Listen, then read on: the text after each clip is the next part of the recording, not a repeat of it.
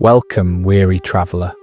Settle in, pull your blanket a little closer, sink just a little deeper into that pillow, and let everything go soft and heavy and still.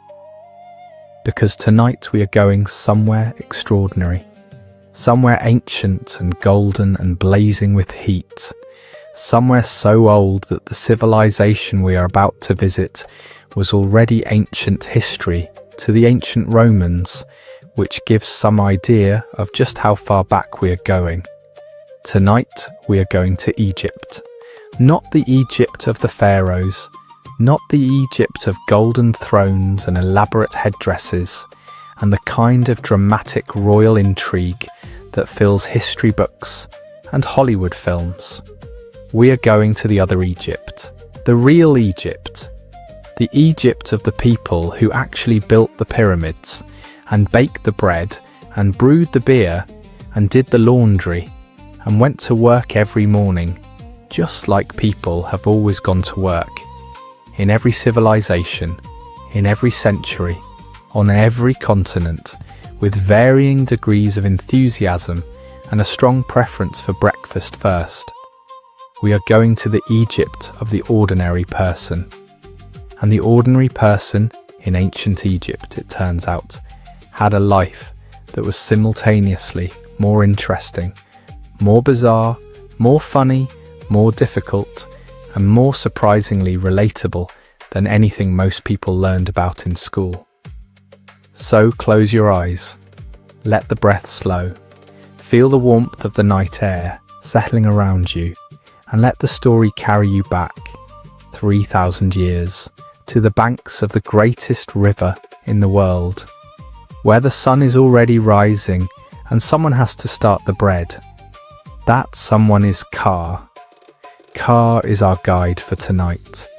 He is 32 years old, which in ancient Egypt makes him what one might cautiously describe as middle-aged, since the average life expectancy hovers somewhere around 40, and the universe has not yet invented the concept of retirement. He is a craftsman, a painter of tombs in the village of Deir el-Medina, on the west bank of the Nile at Thebes in the reign of Ramesses II, around 1250 BCE. He is not famous. He will not be famous.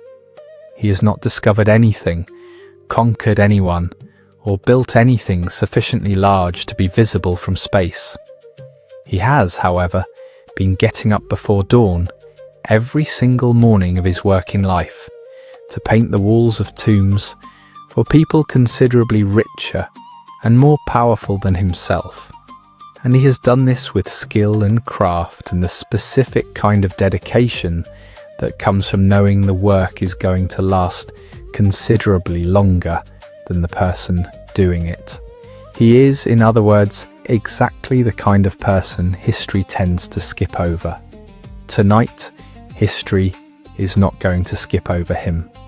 Tonight, we are going to follow Ka through a full Egyptian day, from the moment the darkness begins to thin and the first roosters on the east bank start making their opinions known, through the blazing furnace of a Nile Valley noon, through the long golden afternoon and the cool relief of evening, all the way to the night, when the stars come out over the desert, and a man who has been painting the walls of eternity all day finally gets to lie down and contemplate not having to do it again tomorrow, which he will absolutely have to do tomorrow, but that is tomorrow's problem.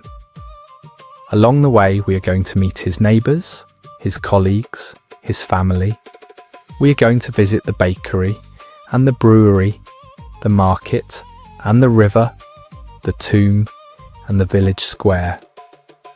We are going to discover what ordinary Egyptians ate and drank and wore and argued about and worried about and celebrated, and we are going to find, woven through all of it, a thread of humanity so recognisable and so immediate that 3,000 years will feel, by the end of tonight, like a surprisingly modest distance. Let us begin at the beginning, which in Ka's world begins at a very specific and deeply inconvenient time. Before dawn. The village. Before dawn. The village of Deir el-Medina sits in a narrow desert valley on the west bank of the Nile, tucked between two ridges of pale limestone cliffs that glow amber and rose in the first light, and are a blinding, eye-watering white by noon. The village exists for one purpose, and one purpose only: to house the workers who build and decorate the royal tombs in the Valley of the Kings, which lies just over the ridge to the west, a short and extremely hot walk away. It is a planned community, ancient Egypt's version of company housing, established by the government, maintained by the government, and staffed by skilled craftsmen who are recruited, often from childhood, specifically for this work. Painters like Kaha, stonecutters and plasterers and scribes and carpenters, and the various specialists that a major royal building project requires, along with their families, their animals, their arguments and their opinions about the village water supply, which are considerable and strongly held. The village is not large, perhaps 60 to 100 houses, arranged in two neat rows along a central street that runs north to south through the valley. Each house is roughly the same size, 2 or 3 rooms, whitewashed walls, a cellar below for storage where it is cooler, and a roof terrace above, where the family sleeps in summer, because the heat inside the mud brick walls at night is a specific kind of unpleasantness that encourages outdoor sleeping. The houses themselves are worth a closer look, because they tell a great deal about how ordinary Egyptians actually lived when the monuments were not watching. Each house in Deir el-Medina follows roughly the same layout: a front room that serves as reception and workspace, a middle room that is the main living area, a back room that functions as bedroom and storage, and a kitchen area in the small rear courtyard. The walls are mud brick, the fundamental building material of ancient Egypt, made from Nile mud mixed with chopped straw and left to dry in the sun, which is an entirely effective building material in a country that does not get significant rain, and where the sun, while aggressive in its intensity, is at least reliably present for the drying phase. The walls are whitewashed on the inside, sometimes painted with bright patterns or small devotional images, and they stay remarkably cool through the worst of the summer heat, because mud brick has excellent thermal mass. It absorbs the heat during the day and releases it slowly at night, which is exactly backwards from what one wants in an Egyptian summer, and is why everyone sleeps on the roof. The furniture is minimal by modern standards, but not by Egyptian standards, where minimalism in furniture is less a design choice and more a reflection of practical reality. A wooden bed or two, a low table, storage chests of woven reed or wood, clay pots of various sizes for water and grain and oil, and the various things that need storing.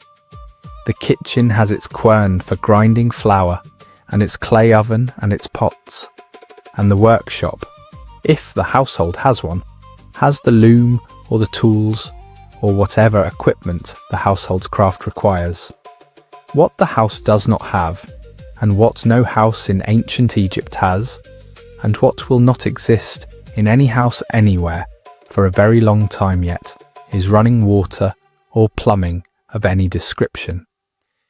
Water is fetched from the communal well or from the Nile, carried in jars on the head or on a yoke, and used with the careful awareness of something that requires effort to acquire. The toilet situation is handled with the straightforward pragmatism that any society develops when it has been dealing with human existence long enough. a pot in the back room, emptied outside in the designated area, a situation that is not romantic, but is managed with a matter-of-fact efficiency that is, in its own way, admirable. The village well is communal and is managed collectively. Its maintenance, its water allocation, during dry seasons, the disputes that arise when someone thinks someone else is taking more than their share, which is a dispute that arises in every human community that has ever had a communal well, and probably always will. The well is also a social hub in the early morning, when the women and older children come to draw the day's water, and the conversations that happen there are part of the village's daily information ecosystem, the place where news circulates and is processed and debated and sometimes significantly embellished before it reaches its final destination. It is, in other words, a village, with all the specific, complicated, intimate texture that village life has always had in every period and every culture. The community that is both support and constraint, the neighbours who are both essential and occasionally infuriating, the shared resources and the shared gossip and the shared festivals and the shared grief, all of it compressed into a small physical space where anonymity is not available and where everyone is simply, unavoidably known. And it is on the roof of his house, in the last of the summer heat, that Car is currently asleep. He is asleep on a wooden framed bed, strung with woven reeds, elevated slightly off the roof surface, with a wooden headrest supporting his neck. This headrest deserves a moment of attention. It is not a pillow. It is not soft. It is a curved wooden rest, shaped like a small crescent moon on a stand, and it supports the neck rather than the head, keeping the face clear of the sleeping surface. It is, by any modern standard, uncomfortable. By ancient Egyptian standards, it is a normal and unremarkable piece of bedroom furniture, and Car has been sleeping on one his entire life, and does not give it a second thought, which is either a testament to human adaptability or a very convincing argument for the invention of the pillow, depending on perspective. He is covered with a linen sheet, fine and slightly rough against the skin, because linen is what ancient Egyptians make everything from, and they make it very well. Egypt grows flax in tremendous quantities along the Nile floodplain, and Egyptian linen, beaten, bleached and woven to various weights, is one of the great textile achievements of the ancient world. The wealthy wear linen so fine it is nearly transparent. The workers wear linen that is more practical and considerably less diaphanous, which is probably better for everyone involved. The night is ending. The darkness is thinning in the east. The stars are still visible overhead. The Egyptians know these stars intimately, have named them and tracked them and incorporated them into their understanding of death and the afterlife, and the journey of the sun god Ra through the underworld during the night hours. But the brightest ones are beginning to fade as the sky bleaches from black to a deep, rich blue. And then the roosters start.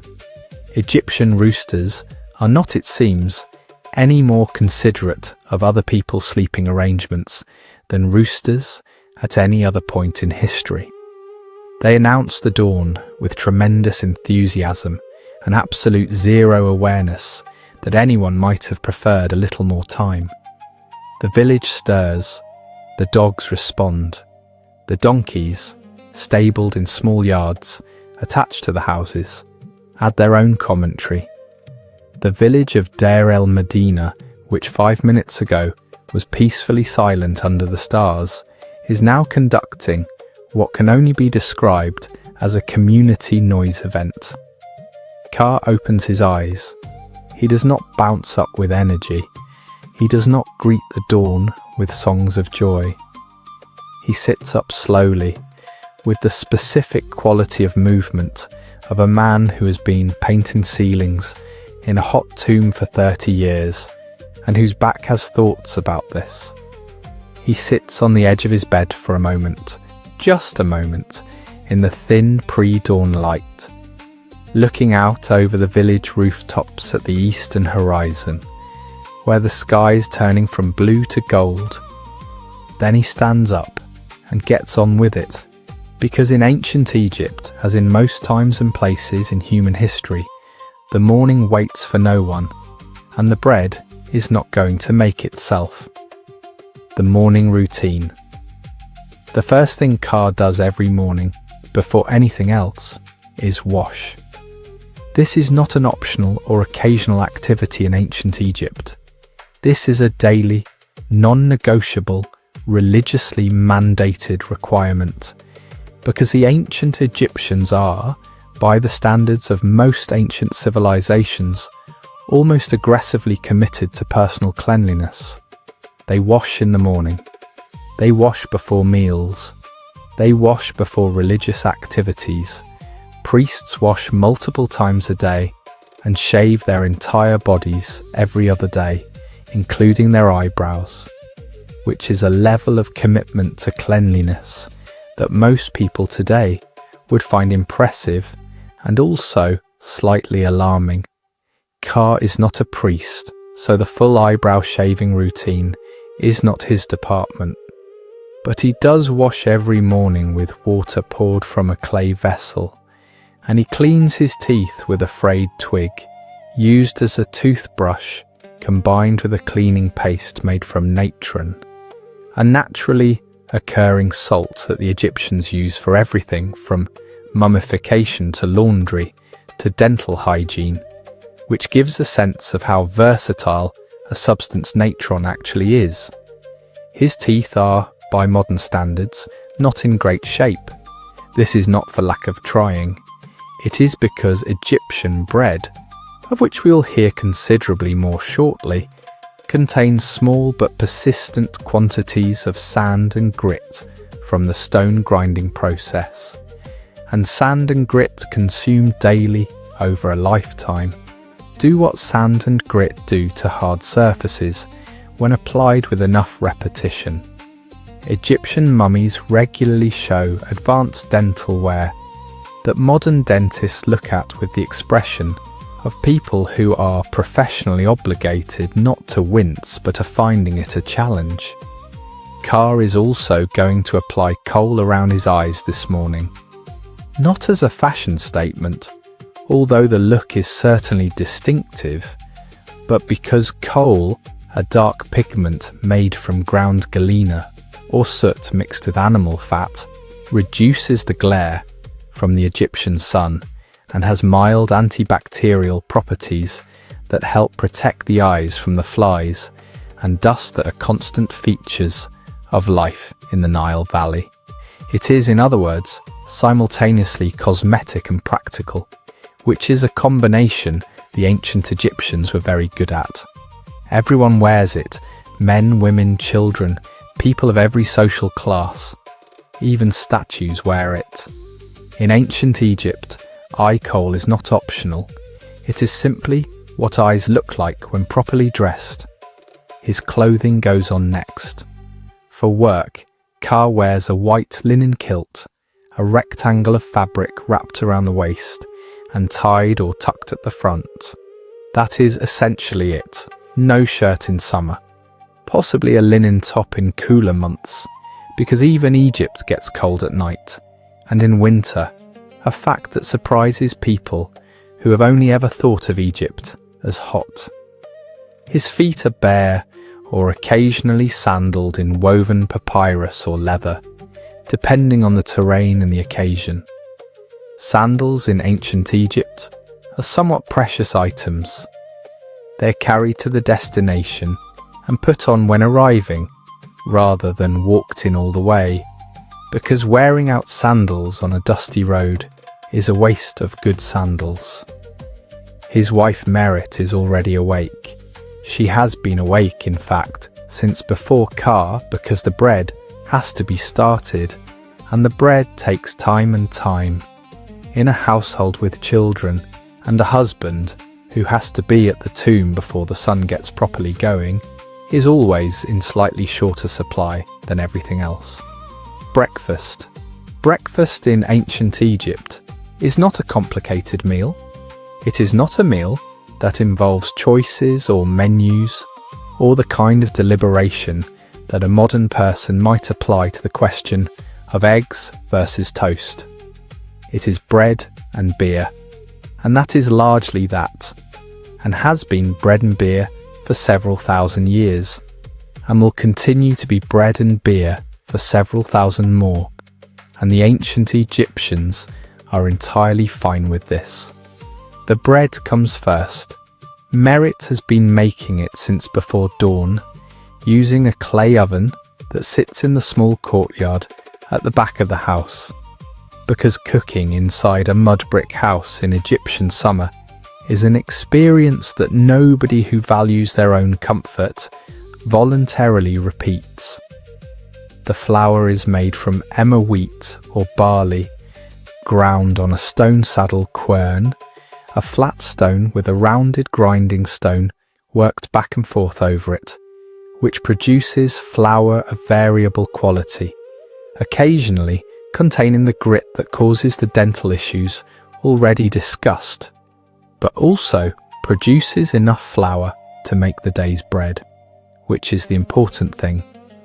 The bread is flat, round, dense, and slightly sour from the natural fermentation that happens when grain-based batter sits in a warm Egyptian kitchen.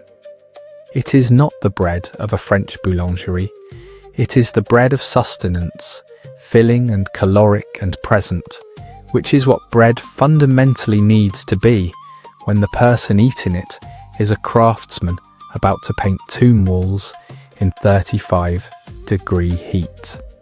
Merit makes different shapes for different purposes, some round loaves for eating, some cone-shaped offerings for the household shrine, some in the shape of animals for the children, because Egyptian bakers in all periods seem to have had a particular talent for turning bread into entertaining shapes, which is a creative impulse that the human species has clearly never entirely lost. The beer is not. It should be clarified immediately. The beer most people are imagining. It is not cold. It does not come in a bottle. It is a thick, slightly cloudy, lightly fermented grain drink made from partially baked bread, dissolved in water and left to ferment for a day or two, then strained through a basket.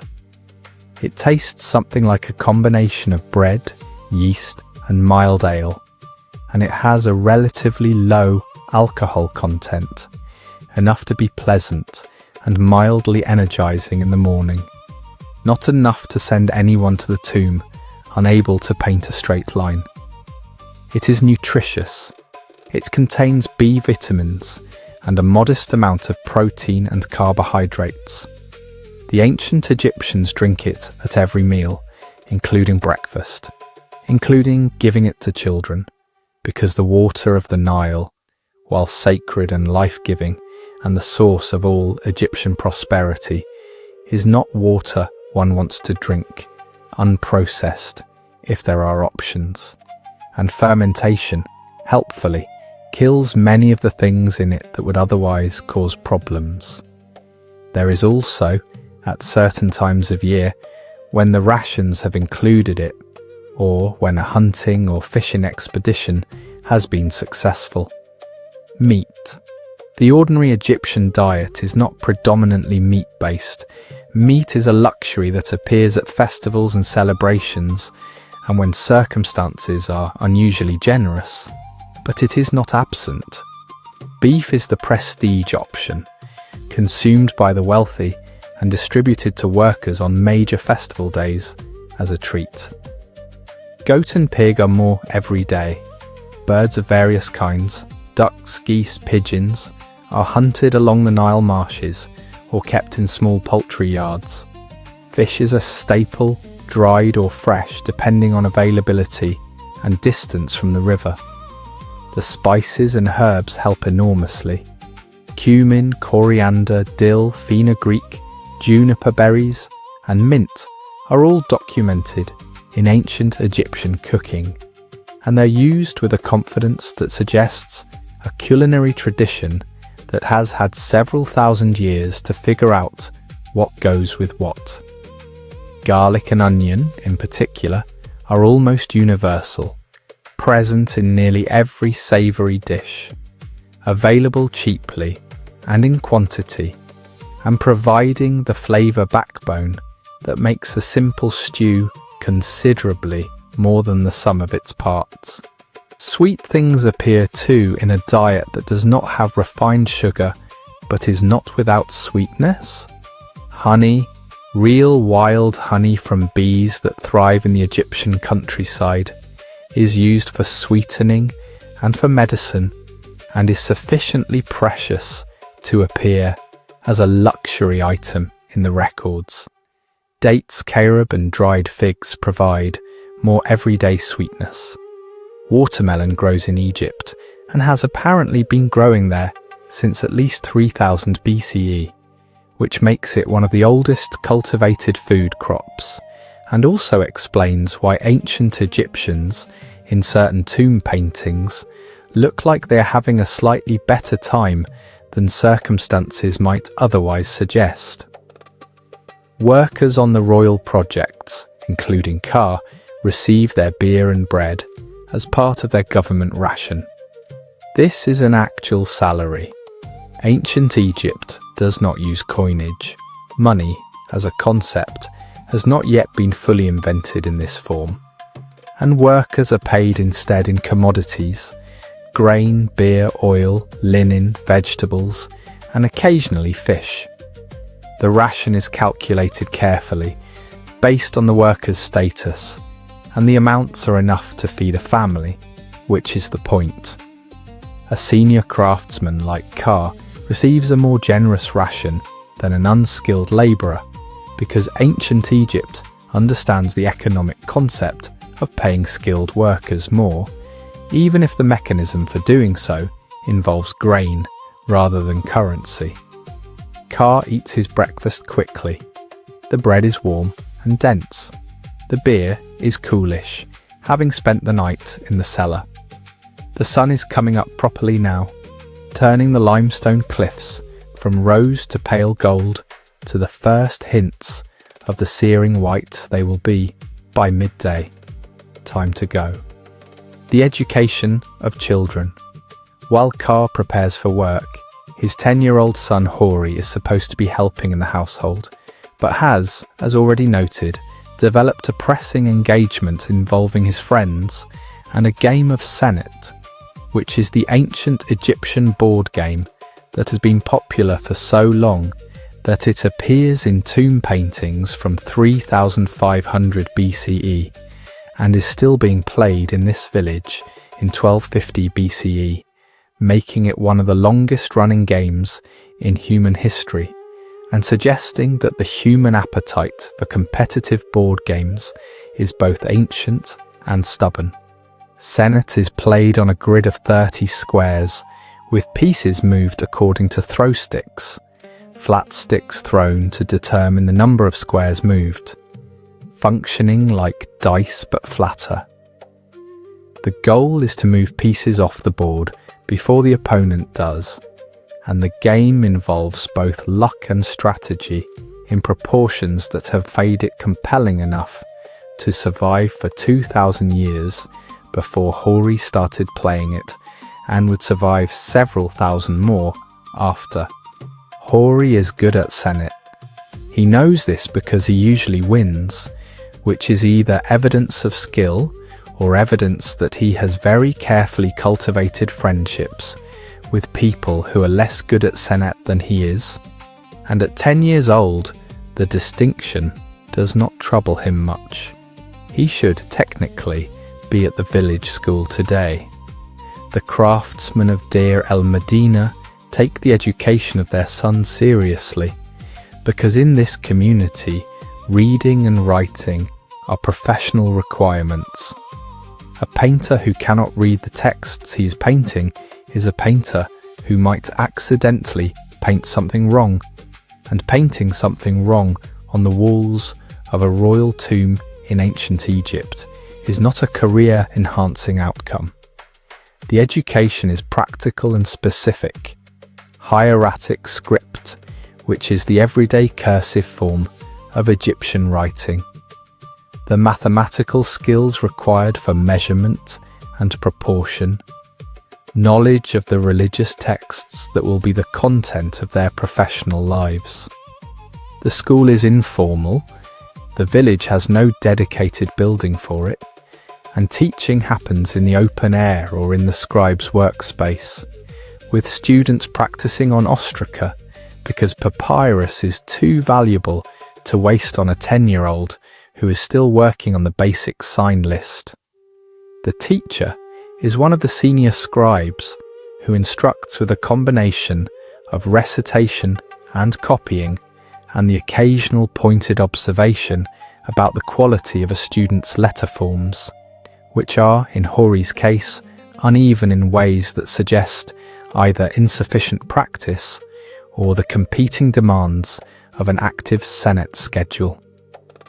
Hori's future is probably in the necropolis project, following his father, which is the standard trajectory for sons of craftsmen in this community. He's been in the tombs on school holidays. He has seen the painted walls and the deep corridors and the lamps burning in the dark and the figures of the gods emerging from the plaster under his father's brush. He watches with the attention of someone whose relationship to this work is already forming, even if the formal training has not yet begun. He is not today thinking about any of this. Today he is thinking about the particular move he needs to make on the Senate board, and whether Amenemope on his left has noticed the opening that Hori can see and is choosing not to exploit it, or simply has not seen it yet. He has not seen it. Hori makes the move. Egyptian childhood children in ancient Egypt are both more independent and more integrated into the adult world than most modern children, because the separation between children's experience and adult experience that modern industrialized societies take for granted simply does not exist in a world where everyone in the household works, and the household's work requires everyone's participation. Nefertari, the 14-year-old, is already doing substantial adult work, helping Merit with the weaving, managing the younger children, preparing food, going to the market on her mother's behalf when the occasion requires. She is not being denied a childhood. She is living in a culture where childhood transitions into adult responsibility earlier and more continuously than the modern model provides for, and where the skills of household management and textile work are transmitted person to person, mother to daughter, through daily shared practice rather than through formal instruction. She will probably marry within the next few years. The average age of marriage for Egyptian women is the mid to late teens, and the arrangements are made by the families with the cooperation of the young people involved, because a marriage that one party refuses to enter is a marriage that will cause ongoing social complications in a small village where everyone has to continue living next to everyone else. The families involved think carefully about compatibility and about the stability and character of the prospective partners, and the young people are not consulted as afterthoughts, but as participants whose opinions carry weight because they are the ones who will actually live in the marriage. Hori, at 10, is in the transitional period between childhood and the beginning of formal training. His Senate game is real leisure, genuinely chosen, genuinely enjoyed, but it exists within a framework in which he already knows that the leisure is limited and that the work of becoming what he is going to be has already begun with the schoolroom and the ostraca and the hieratic script that he practices with varying degrees of enthusiasm. He also has responsibilities. He helps with the animals. He runs errands for his mother. He fetches water from the well on the mornings when Merit's hands are too full with the weaving to manage the journey. He is learning in the daily texture of life in this household the same things that Nefertari is learning, not through instruction, but through participation, through being present and useful in the ordinary work of a family that needs everyone's contribution. The 4-year-old, whose name is Henut and who is currently expressing her views on nap time with considerable force, is at the stage of life in which the main contribution to household efficiency is the periodic creation of situations that require adult management. She is nevertheless deeply loved, because Egyptian attitudes toward children are warm and demonstrative in the way that cultures with high childhood mortality often are. The loss of a child is common enough to be known to almost everyone, and the presence of living children is correspondingly cherished with an immediacy that does not require instruction. Henut has an amulet around her neck, a small faience figure of Bes, the protective god, that has been there since her birth, and that she regards as a personal possession rather than a religious object, in the way that children make personal anything that has been theirs long enough. She also has a small clay dog made for her by one of the craftsmen in the village who occasionally makes small toys in the shapes of animals, and she carries it with the same commitment with which Ka's youngest son in the Oregon Trail story carried his wooden horse, because small children and their small objects have not changed in 3,000 years and will not change in 3,000 more. The walk to work. The walk from the village to the Valley of the Kings is approximately 1.5 kilometers, up and over the ridge of limestone cliffs that separates the workers' village from the royal necropolis on the other side. It is not a long walk by any objective measure. It is, however, a walk that goes up over a rocky limestone ridge in Egypt in summer, and by the time it is done, the morning has already begun its work of making everyone sweat. The path is well worn. Thousands of footsteps over hundreds of years have pressed it into the rock, and it climbs in a series of steps and switchbacks up the cliff face, offering, at the top, a view that never entirely loses its power to stop a person in their tracks. On one side, the green ribbon of the Nile Valley, impossibly lush and impossibly narrow, cutting through the pale desert like a brushstroke of paint on dry stone. On the other, the Valley of the Kings, a silent, bleached, otherworldly bowl of limestone and shadow where the pharaohs sleep in their elaborately prepared and thoroughly decorated tombs. The workers go up in groups. The foreman leads. The craftsmen follow.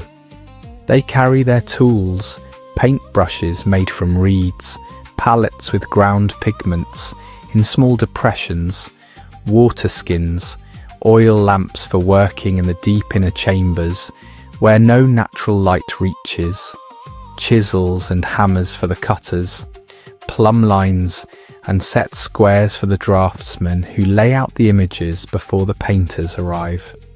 They talk on the way up. Of course they talk. Workers have always talked on the way to work. They talk about the project, which chamber is being worked today, whether the plaster in the inner corridor has dried properly yet, whether the foreman's assessment of the east wall timeline is optimistic and by how much. They talk about their families. They talk about the rations. There has been a delay in the grain delivery this month that has everyone paying close attention to the supply situation. Because delays in rations in ancient Egypt are not a minor administrative inconvenience. They are a direct threat to the food security of families that depend entirely on that supply. We know this because the workers of Deir el-Medina went on strike at least once in Egyptian history over exactly this issue. The first recorded labour strike in human history, conducted around 1170 BCE, when the rations were 20 days late, and the workers simply sat down and refused to work until the government sorted it out. They did. The workers went back. The system continued. And the strike was recorded on ostraca by the same scribes who recorded everything else. Because even industrial action gets written down in ancient Egypt. But this morning the rations are fine. This morning the conversation is lighter. Someone makes a joke about the foreman's sandals. Someone else has heard that the new tomb being started for the crown prince is going to require an entirely new section of cliff to be cut, which means months more work, which is either good news or bad news depending on one's relationship with overtime. Car walks and listens and contributes the occasional dry observation, because 30 years of doing the same walk with the same people has given him a very precise sense of when to speak and when to let the conversation carry itself. He is watching the path and watching the sky and noting, with the automatic attention of someone whose work depends entirely on the quality of light at various times of day, that the morning is clear and bright, which means the limestone is going to be doing something beautiful in the early hours. They reach the valley. The work. The tomb of Rameses II, the tomb that Ka and his colleagues are currently working on, is cut into the limestone bedrock of the valley. Its entrance, a rectangular opening in the cliff face, stepping down into the earth on a long inclined corridor that goes deep, very deep, before levelling out into the burial chambers. The Egyptians are very serious about burial. They are in fact more serious about burial than about almost anything else, which is saying a great deal because they are serious about quite a lot of things. The preparation of the royal tomb begins, in many cases, the day the pharaoh takes the throne, because 40 years is not too long to spend decorating a final resting place when one wants it done properly. Ka is a painter. His job is to cover the walls and ceilings of the tomb chambers with the elaborate scenes and texts that the pharaoh will need for his journey through the afterlife. These are not decorative in the casual sense, they are functional. The images of food ensure the pharaoh has food in the afterlife. The images of servants ensure he has servants. The texts of the Book of the Dead and the Amduat, the ancient Egyptian guides to navigating the underworld, are the literal instructions the pharaoh's spirit will need to pass safely through the 12 hours of the night and be reborn with the sun at dawn. The training required to do this work is long and specific and begins in childhood. The sons of craftsmen at Deir el-Medina are the natural candidates for the next generation of tomb workers, and many of them begin their training in the village itself, learning first to read and write. because the texts on the walls must be accurate, and one cannot paint a spell correctly without being able to read it, and then to draw, mastering the canonical system of proportions and conventions that Egyptian art has been using since the Old Kingdom. The system of proportions in Egyptian art is not arbitrary, it is a grid, a carefully calculated system where the human figure is divided into a specific number of grid units from the soles of the feet to the hairline, with each body part occupying a fixed proportion of the total.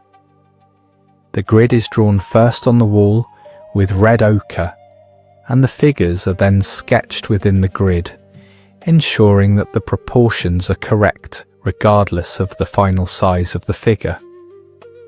This system means that an apprentice in Deir el-Medina in 1250 BCE is working with the same proportional system that a master painter used in Saqqara in 2500 BCE, and that the figures on Ka's corridor will be proportionally identical to figures on walls that were already ancient when he was born. This is not stylistic conservatism for its own sake. This is the understanding that the figures in the tomb must be correct, not merely decorative, but functionally correct, recognizable to the divine powers who will interact with them, accurate representations that serve their spiritual purpose. A figure drawn in the wrong proportions might not work, might not activate, might not provide the pharaoh with the servant or the food or the protective deity it represents. In this context, the canonical tradition is not a constraint on creativity, it is quality control for magic. Within the tradition, there is nevertheless room for individual style, and experienced painters develop it. The way a particular painter renders the musculature of an arm, the specific quality of expression given to a figure's eye, the particular blue of the sky in a landscape scene. These are the fingerprints of individual craftsmen visible within the canonical framework, and modern Egyptologists can sometimes identify which painter was responsible for which section of a tomb wall from precisely these individual qualities. Ka is aware of this in the background way that experienced craftsmen are aware of the signature that their work carries. He does not think about it consciously. He simply paints as well as he can, which is very well. And the particular quality of his very well is in the end his contribution to the tradition. He takes his lamp, a clay saucer of oil with a wick of twisted linen, and goes into the tomb. Inside, the air is cool and still, which after the walk up the cliff in the morning sun is not unwelcome. The light from the lamp creates a warm, dancing illumination that moves with every breath of air and makes the painted figures on the walls appear to shift and breathe, which is, it must be said, somewhat atmospheric when one is deep underground in a royal tomb, and somewhat less entirely comfortable when one stops to think about it too carefully. The tomb is a large project with multiple craftsmen working in different sections simultaneously. The stonecutters and plasterers have been working ahead of the painters, cutting the rock, smoothing the walls, laying the plaster ground. The draftsmen have already laid out the images in red grid lines, sketched the figures and texts, checked the proportions, corrected the mistakes in black outline. Now it is Ka's turn. He fills in the colour. This is precise, skilled work that requires a steady hand, a good eye for colour mixing, and the ability to work in confined spaces by lamplight without either bumping into the walls or losing one's place in the intricate scene being filled in. Egyptian painters work with a palette of colours that are vivid and mineral and absolutely committed. White from gypsum or calcite, black from carbon soot or ground manganese, red and yellow from iron oxides, blue from a synthetic pigment called Egyptian blue that has been manufactured since at least 2500 BCE, green from malachite or from mixing blue and yellow. The pigments are ground to a fine powder and mixed with a water-based binding medium to make paint that goes onto the prepared plaster surface with a clarity and depth that has lasted, in many cases, more than 3,000 years. He works today on a section of the Amduat, the text of the 12 hours of the night, that shows the Pharaoh's spirit navigating the dangerous fifth hour of the underworld journey, where the solar boat must pass through a cavern, presided over by Sokar, the god of the necropolis, who crouches on a mound of sand in a darkness so complete that even the other gods cannot see in it. The painting requires focus, the fineness of line, the correctness of the colours, the expressiveness of the figures. These are matters of craft, not instruction. Carr makes decisions constantly as he works. This line wants to be slightly thicker here. This figure needs the blue adjusted. The relationship between these two elements in the composition wants to be clarified. He is good at this. After 30 years, he is very good at it. His hand is steady. His colour judgment is reliable. The figures he paints have a quality of life that the less experienced painters sometimes struggle to achieve. The figures in Egyptian painting are highly formalized, following centuries-old conventions, but within those conventions there is room for skill to show itself, and Carr's skill shows. He does not think about this consciously. He simply works. The brush moves, the paint goes on. The figures of the underworld take form on the wall of the tomb, as they've taken form on 100 other walls before this one. A day in detail. A typical day on the Oregon Trail deserves a full accounting, and so does a typical day in Deir el Medina, because the actual hour-by-hour texture of it, the real lived experience of a working day in the Valley of the Kings, is something the grand narrative of ancient Egyptian civilization tends to skip over in favour of the dramatic moments. The day begins before dawn, as we've established. By the time Carr reaches the valley, the sun is just clearing the eastern cliffs, and the work begins in what the Egyptians consider the best hours. The hours when the air is still cool, and the quality of light at the tomb entrance, where some sections can be worked by natural light, is at its clearest and most useful.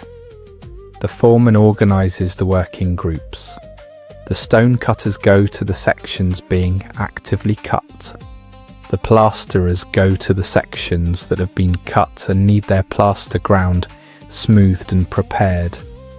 The draftsmen go to the plastered sections, checking that the surface is ready and beginning to lay out the red grid. And the painters, Carr's group, go to the sections where the grid is laid and the preliminary sketches are done and the colour can begin. The hierarchy in the tomb workshop is real and specific. The foreman has ultimate authority over pace and scheduling.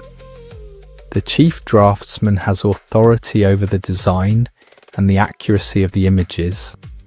The painters work under the draftsman's supervision, but exercise their own skill within that framework.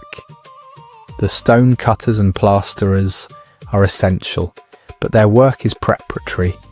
The finished product, the thing that will last, is what the painters and draftsmen make. This hierarchy does not make the stone cutters less important. A badly cut corridor or poorly prepared plaster surface makes the painter's job harder and the final result worse.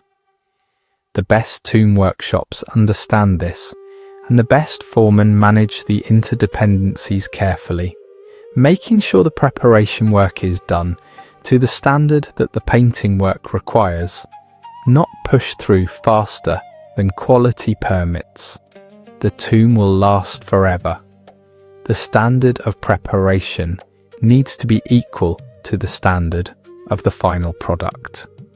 Carr has strong opinions about plaster preparation, formed over 30 years of encountering plaster surfaces of varying quality and experiencing the direct consequences for his work.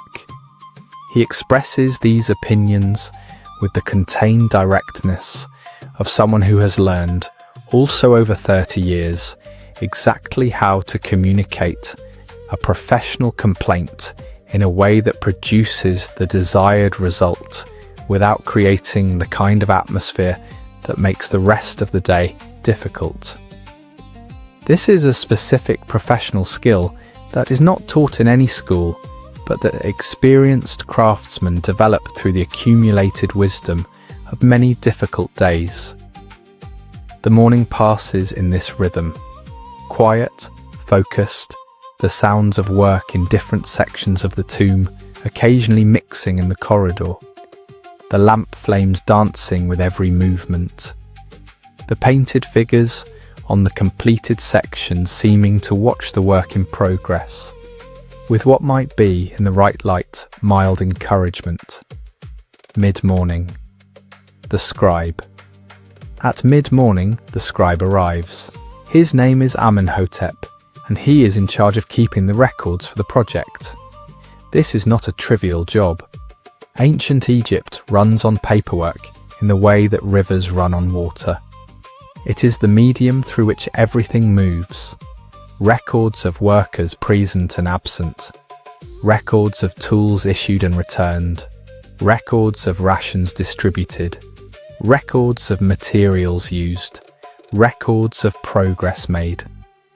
The Egyptian state is one of the most thoroughly documented bureaucracies in the ancient world, and the documentation is done by scribes on papyrus and limestone ostraca, small flakes of stone or pottery used as notepads, in the hieratic script that is the everyday written form of the hieroglyphic writing system.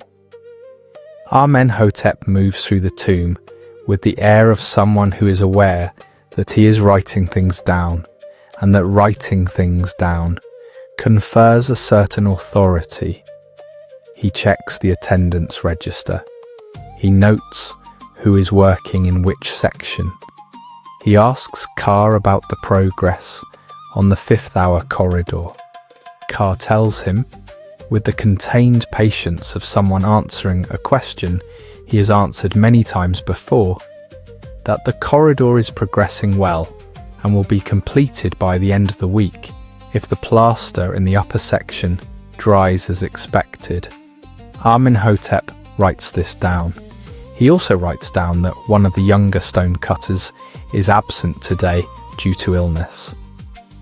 We know from the actual records recovered from Deir el-Medina that Egyptian workers had a relatively sophisticated sick leave system, and the records include detailed notes about absences for illness, including specific medical conditions noted with a directness that is sometimes startling across 3,000 years. Scorpion bite, eye complaint, brewing beer. That last one was a legitimate recorded excuse for absence from work in ancient Egypt, and the fact that it appears in the official records suggests that either the brewing of beer was considered sufficiently important to warrant a day off, or the scribes of Deir el-Medina had a very particular sense of humour. Possibly both. Amenhotep leaves. Carr continues painting. The morning continues. The sun climbs. The water boy. At regular intervals throughout the morning, a boy appears at the entrance to the tomb with a clay water jug. He is perhaps 12, the son of one of the village families, one of the support workers, whose job is to ferry water up the cliff from the village well to the workers in the tomb.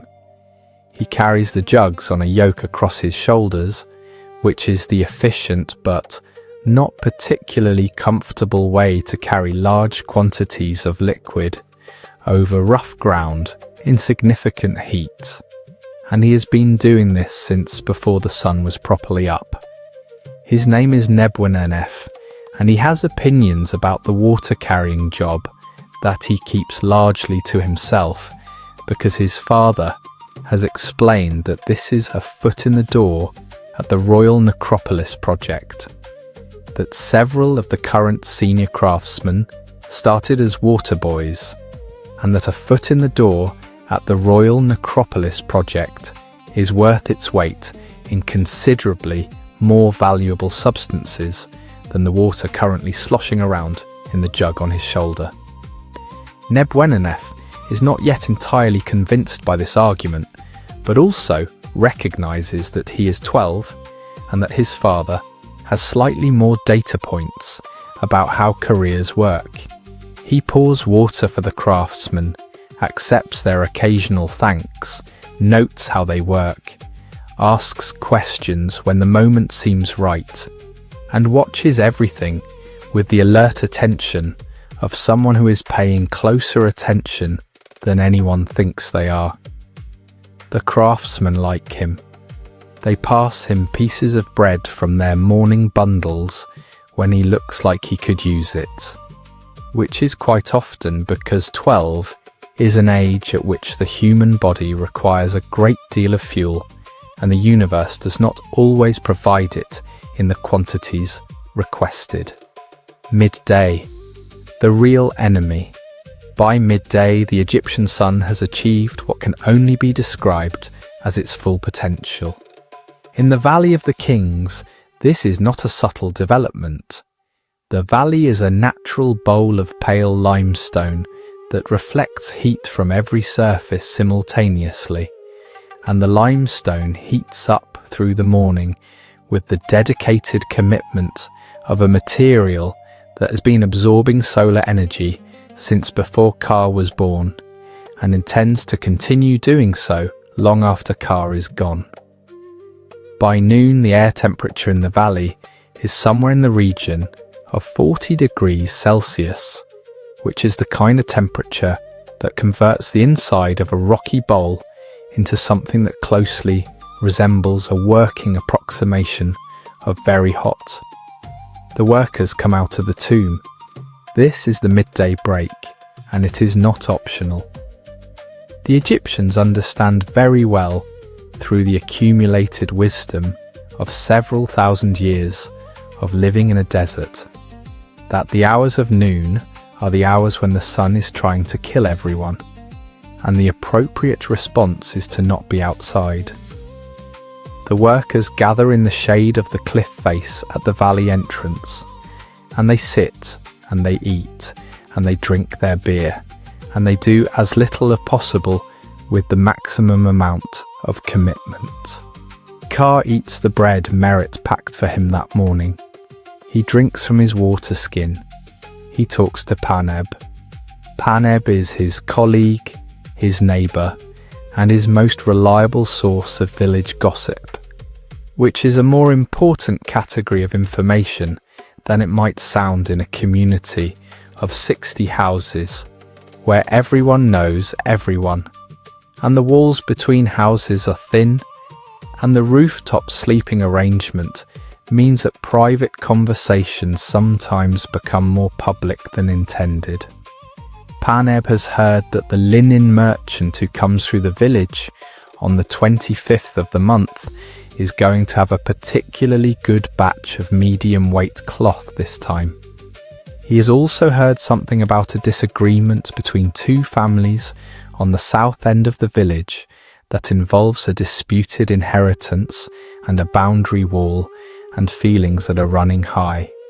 Ka listens to the boundary wall situation with the moderate interest of a man who does not live on the south end of the village and whose own boundary walls are not in dispute, which gives him the comfortable position of being able to find the whole thing entertaining without having to take a side.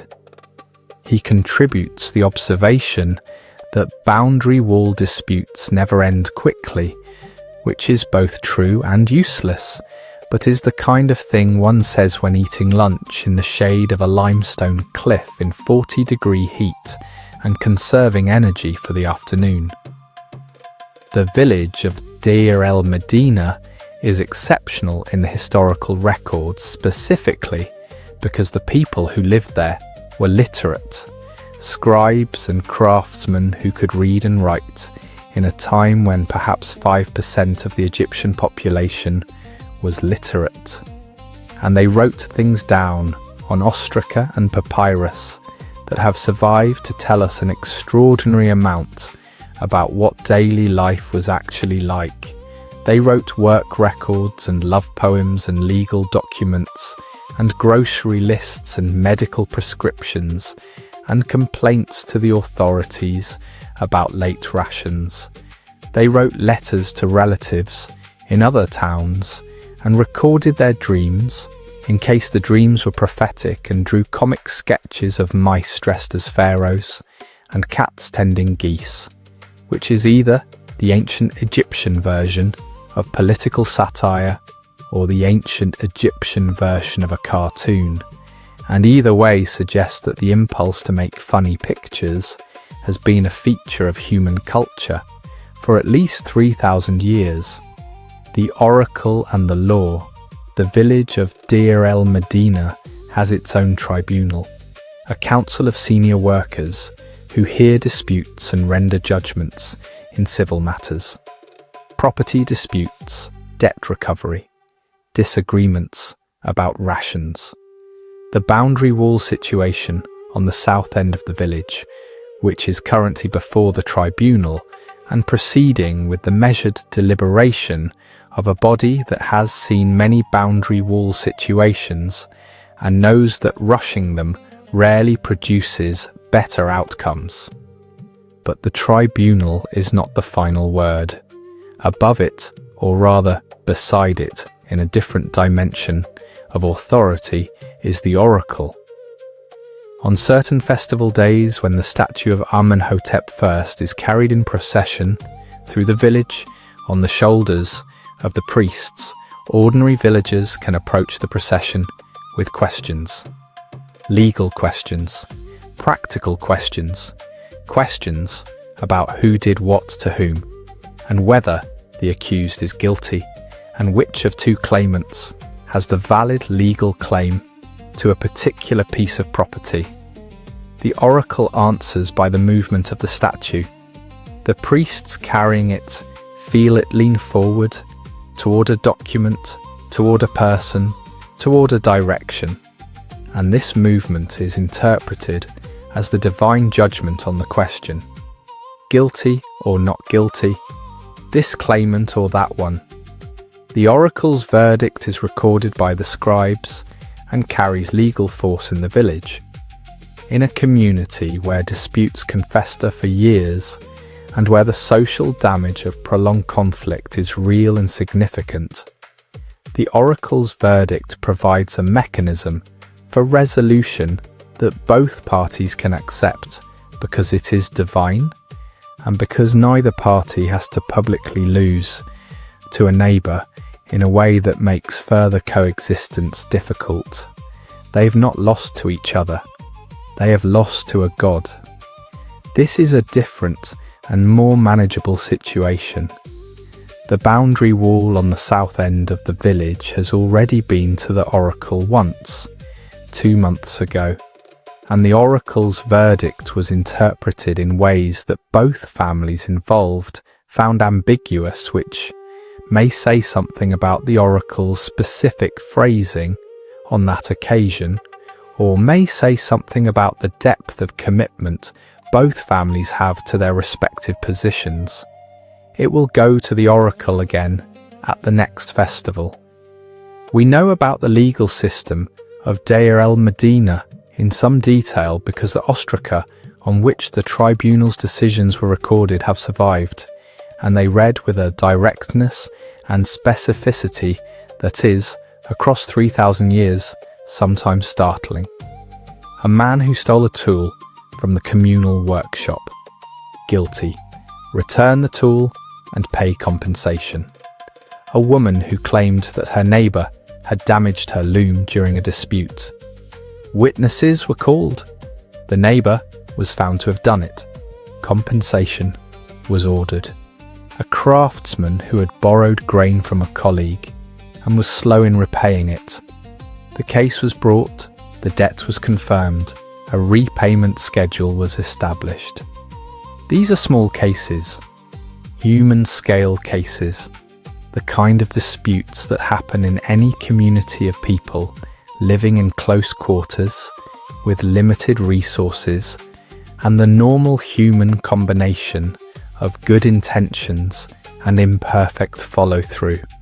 The fact that they were formally heard, formally decided, and formally recorded tells something important about how the village understood the relationship between the individual and the community, not as something informal and handled through personal negotiation only, but as something with institutional substance, with process, with record. The afternoon begins, back into the tomb. The afternoon in the tomb is the long part. The morning has the freshness of new beginning, the novelty of returning to the work, the energy of a reasonable breakfast. The midday break has the reprieve of stopping, the comfort of shade and food and conversation. The afternoon has none of these particular advantages. The afternoon is simply the work continuing for several more hours in the cool and lamplight of the underground, while the sun does its worst outside. Carr paints.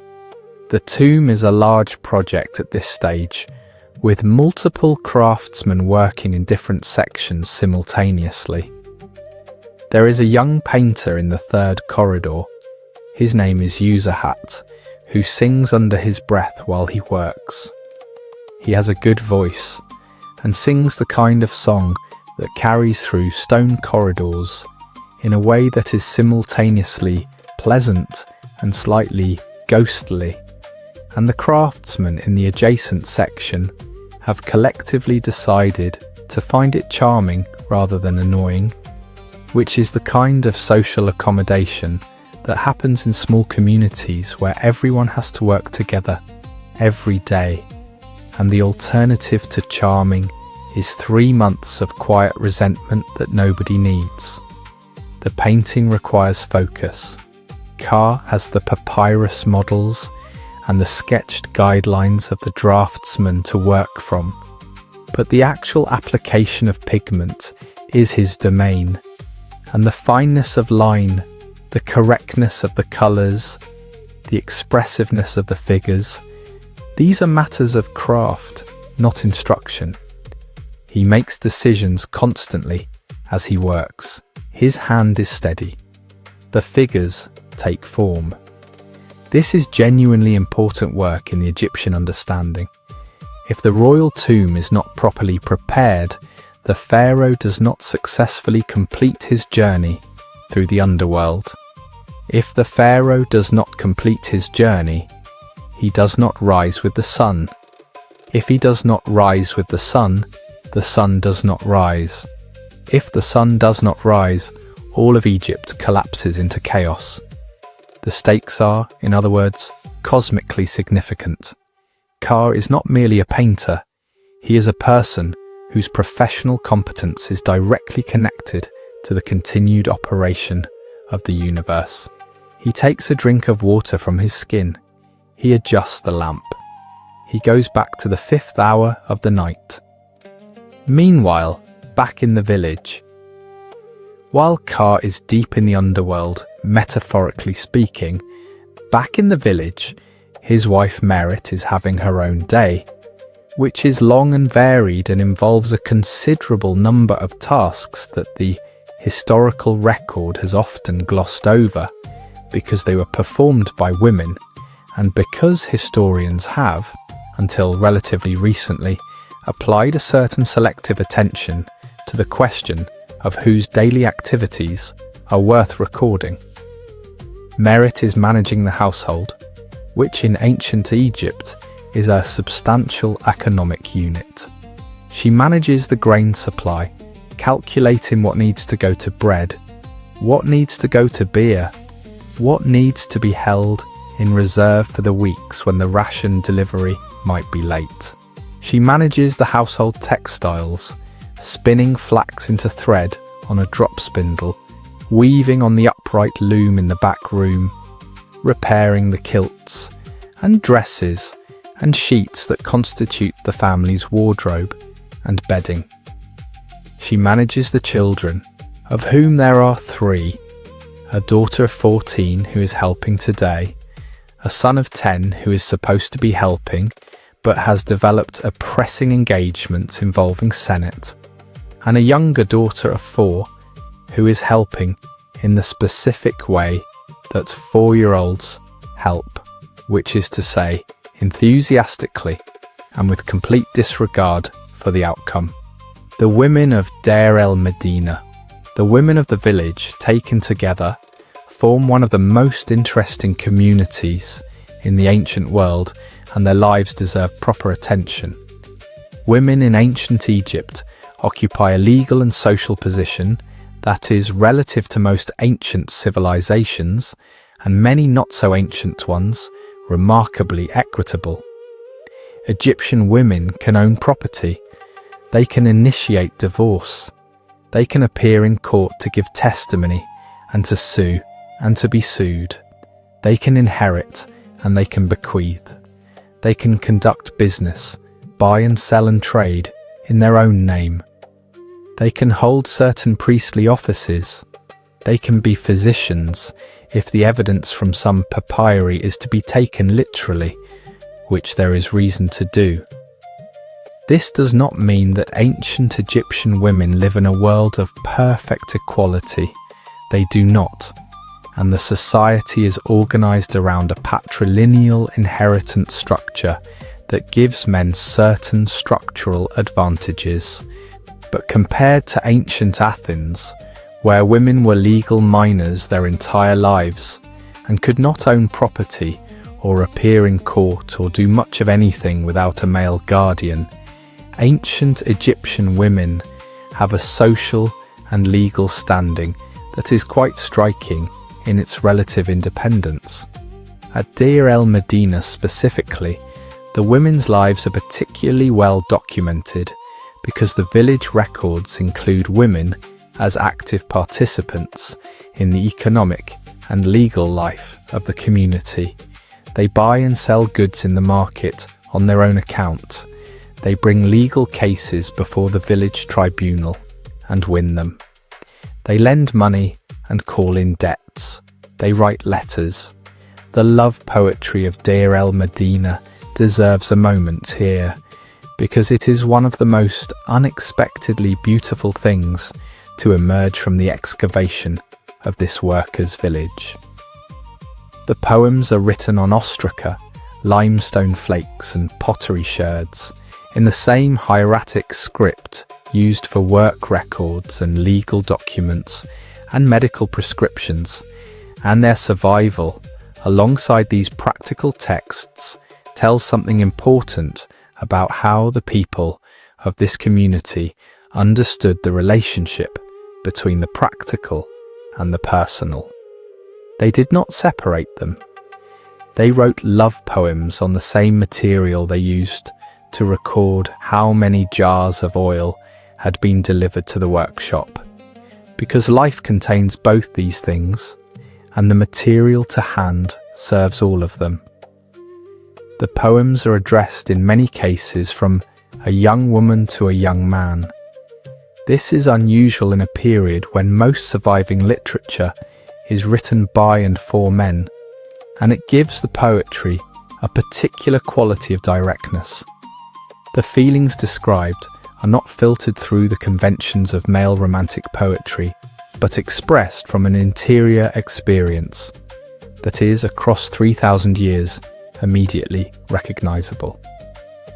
One poem describes the longing of a girl for her beloved in terms of physical sensation, the heat of the day, the coolness of water, the way his absence makes everything else feel insufficient. Another describes a garden scene, the sycamore tree speaking on behalf of the girl who sits in its shade, telling the absent beloved about her and asking him to come. Another describes a young man who wants to cross the Nile to be with the girl he loves. The current is strong and the crocodiles are out. He crosses anyway because he would rather face the crocodiles than spend another day not crossing. The crocodiles apparently recognize the situation and give way. Love poetry, in which the crocodiles stand aside, is either a very specific ancient Egyptian literary convention or the most confident romantic declaration in the history of literature. And either way, it has a quality of feeling that does not require translation or footnote. The 3,000 years between the person who wrote it on a limestone flake and the people reading about it tonight are, at this moment, not very many years at all. The temple and the gods. We should also talk about the gods, because the gods are everywhere in ancient Egyptian daily life, and by everywhere we mean not just in the temples and the tombs, but in the house, and the kitchen, and the birthing room, and the marketplace, and the field, and the river, and the bed, and the dream. The ancient Egyptians have gods for everything, and they interact with these gods on a daily, practical, immediate basis that has less in common with formal, organised religion, as most people tend to think of it, and considerably more in common with a permanent, ongoing, entirely natural, supernatural awareness of the world. Ka and Merit have a household shrine in the main room of their house. It is a simple niche in the mud brick wall, with a small painted stele showing the family's patron deities. They almost certainly include Bes, the squat, bearded, leonine dwarf god who specialises in protecting households and families, and pregnant women and newborn children, and is arguably one of the most appealing deities in the ancient world, because he is fierce about protecting the people he protects. And also, he dances, which is not something one can say about all gods. Best dancing figures appear all over ancient Egyptian homes, carved into bed headboards and painted on the walls of birthing rooms, because apparently a dancing, protective, dwarf deity is exactly the energy wanted in the room at certain important moments. There are also the ancestors. The ancestor cult in ancient Egypt is a daily practice. The spirits of the recently deceased family members are considered still present, still interested in family affairs, still capable of influencing events, still in need of regular food offerings to keep them comfortable and well disposed toward the living. Merit leaves a small offering of bread and beer at the household shrine every morning, not because she's been told to, not because a priest has instructed her, because this is what one does because her mother did it, and her mother's mother did it, and it is the natural order of daily life. And to not do it would feel like forgetting something important. On festival days, which in the Egyptian calendar occur with gratifying frequency, perhaps a third of all days in the year are festival days of one kind or another, which is a commitment to celebration that puts most modern calendar systems to shame. The shrines are decorated with flowers, and incense is burned and offerings are made, and the workers have the day off. Festivals in ancient Egypt are not solemn, quiet affairs of private contemplation. They are community events with music and dancing and special food and beer in quantities that the festival context endorses. The Egyptians understand that the gods enjoy a party. The Egyptians also enjoy a party. This is a relationship with the divine that has served them well for 3,000 years. The Festival of the Valley.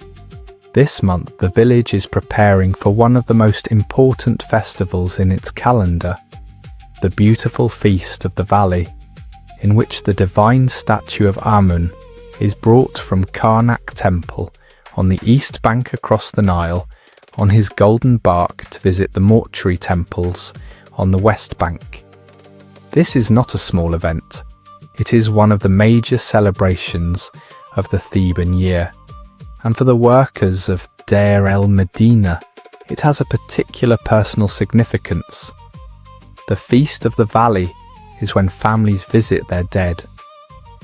The tombs of parents and grandparents and great-grandparents cut into the hillsides around the village are cleaned and decorated with flowers and lit with lamps, and families spend the night in or near the tombs, eating and drinking with the dead, leaving food offerings, pouring wine and beer into the offering shafts, sharing the feast with the people they have lost in the most literal and immediate way the Egyptian worldview permits. This is not melancholy. This is not a funeral. It is a reunion, conducted with the same festive spirit as any other family gathering, except that some of the guests are no longer physically present, which in Egyptian theology does not significantly diminish their ability to participate in a good feast. The dead are fed, the living eat, the lamps burn, the musicians play, the singers sing, and somewhere in the warm, lamplit darkness of a family tomb above the village, the membrane between the living and the dead feels thin enough to touch. The 14-year-old daughter, Nefertari, has been designated responsible for the flower gathering and takes this seriously. She's gone this morning to the Nile bank with her basket and come back with an impressive quantity of blue lotus, the iconic Egyptian flower which blooms on the surface of the water and which the Egyptians associate with creation and rebirth and the rising sun, because the lotus closes at night and opens in the morning and rises from the water as the sun rises from the underworld, which is the kind of natural metaphor that resonates in a worldview where everything connects to everything else. The market at Deir el-Medina does not look like what most modern people picture when they hear the word market. There is no permanent structure, no stalls with awnings and price signs, no currency changing hands.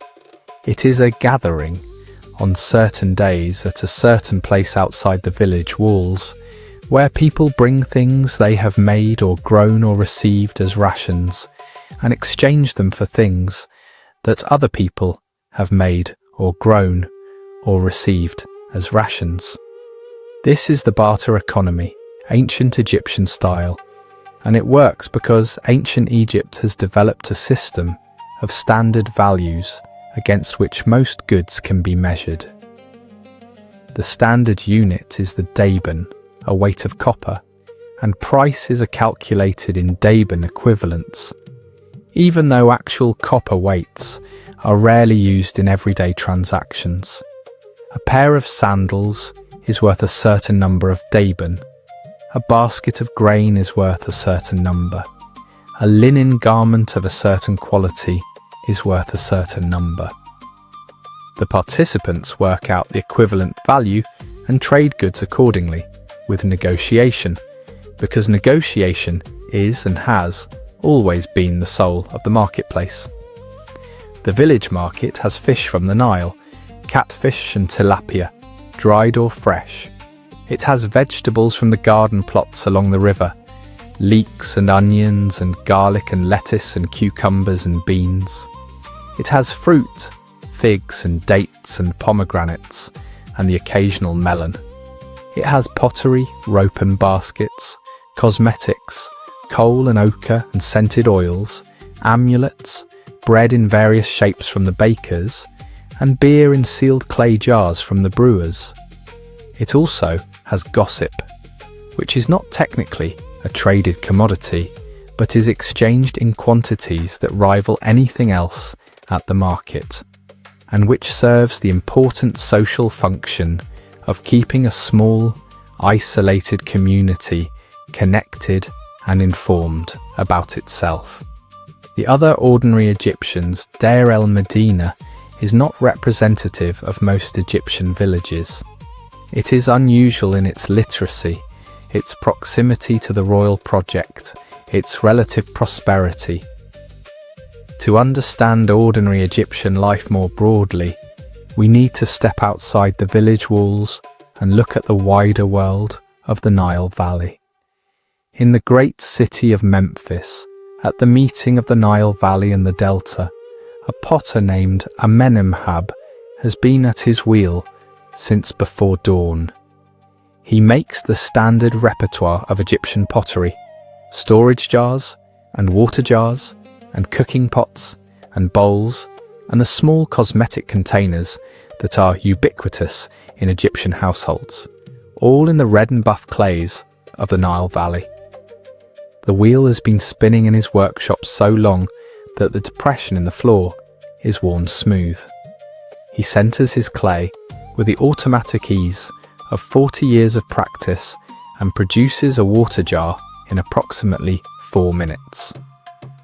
4 minutes, a water jar that will hold 2 litres and last several years, produced in 4 minutes by a man who has spent 40 years learning to do exactly this. The efficiency of skilled craft, achieved through the kind of accumulated practice that modern life rarely permits, is one of the quietly astonishing features of the ancient world. Southwest of Memphis, in the fertile depression of the Fayum, where an ancient lake has created a pocket of extraordinary productivity in the desert, a fisherman named Nakt is out on the water before dawn. He uses a throw net, a circular net weighted at the edges, cast in a spiral over a likely spot and drawn in.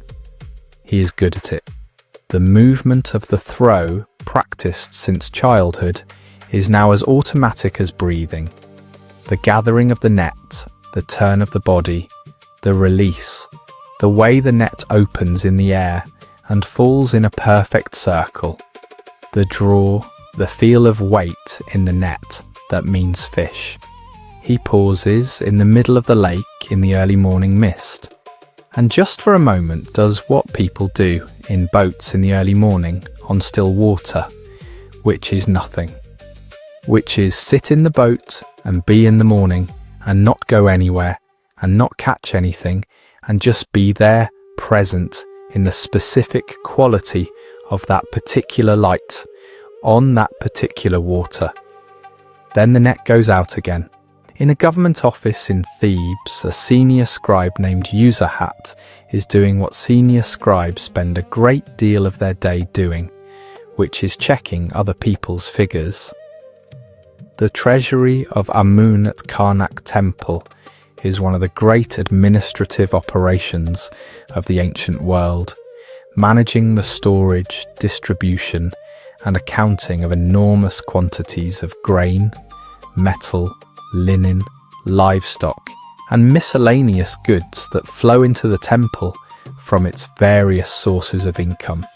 Someone has to count all of it and write it down and check the previous count and reconcile the current inventory against the expected delivery and note the discrepancies and report them upward through a chain of administrative authority that terminates ultimately in the person of the pharaoh.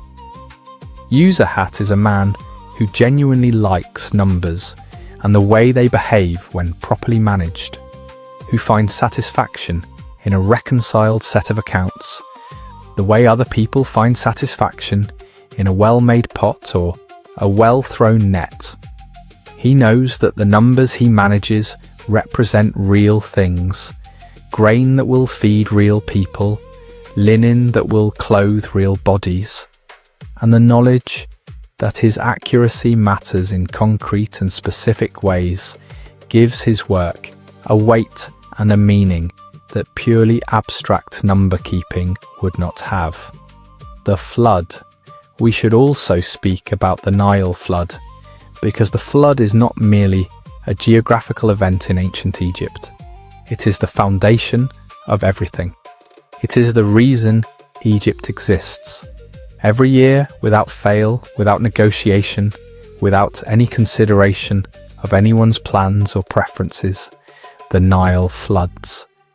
The waters rise, fed by the summer rains far to the south in Ethiopia, and they spread out across the valley floor in a sheet of brown water that covers the fields and retreats after several months to leave behind a layer of rich black silt that is the most productive agricultural soil in the ancient world. This is the gift of the Nile. This is why Egypt is where it is, and why Egyptian civilization has lasted as long as it has, and why there is food for Ka and Merit and their children and everyone else in the valley. In the year of this story, the flood is good. Not too high. A flood that is too high destroys villages and sweeps away animals and the infrastructure of the year. Not too low. A flood that is too low leaves insufficient silt and insufficient moisture in the soil, producing a harvest that is correspondingly thin, and a year that is correspondingly hungry. Good. Just right.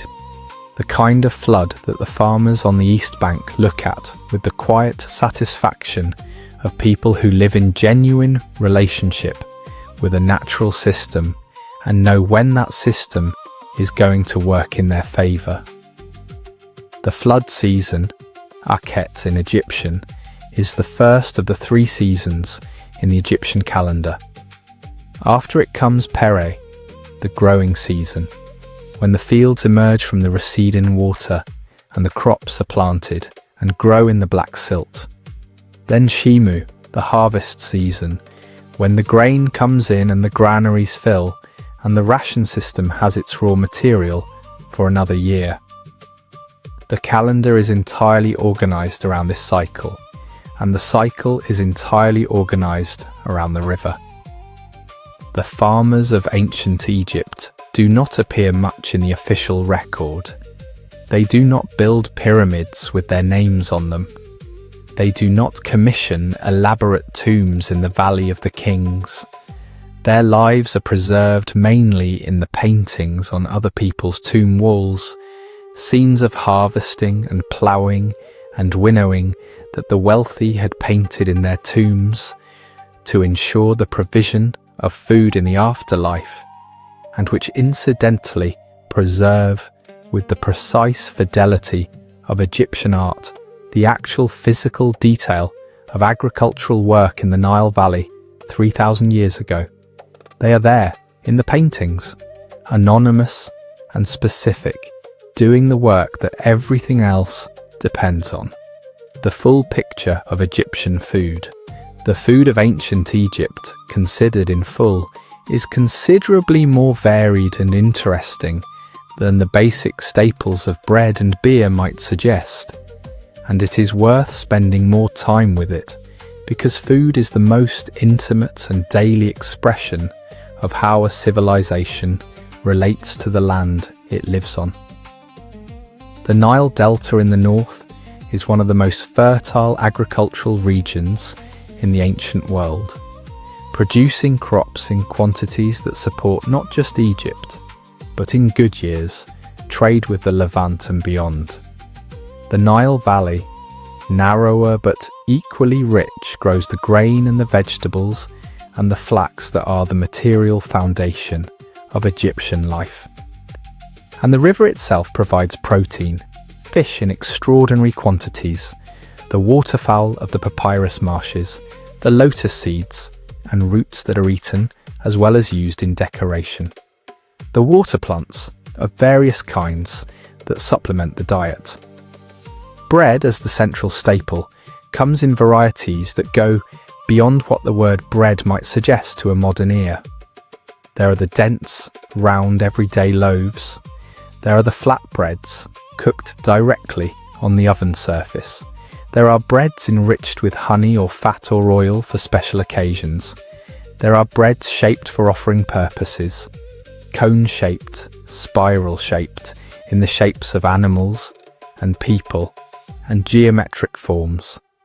The Egyptian baker is not merely a bread manufacturer, but a practitioner of a trade with genuine aesthetic dimension.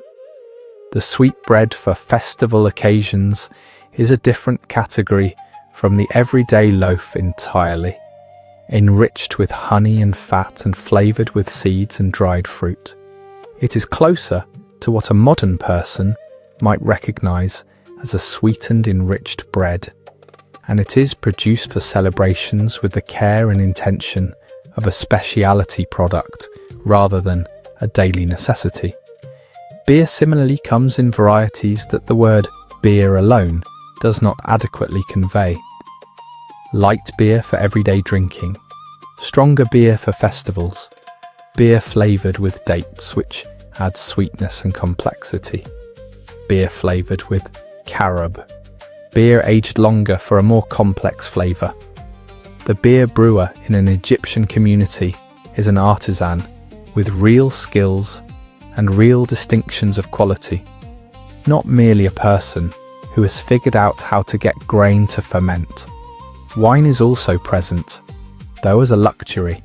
Egypt produces wine, primarily in the Delta region, where the soil and climate suit the vine, and the wine of quality estates is a prestige product that appears at the tables of the wealthy and is traded in sealed amphorae with labels indicating the vintage and the estate and the quality, making ancient Egyptian wine amphorae among the earliest examples of what we would now call product labelling, the ancient Egyptian equivalent of a wine bottle label, scratched onto clay before firing.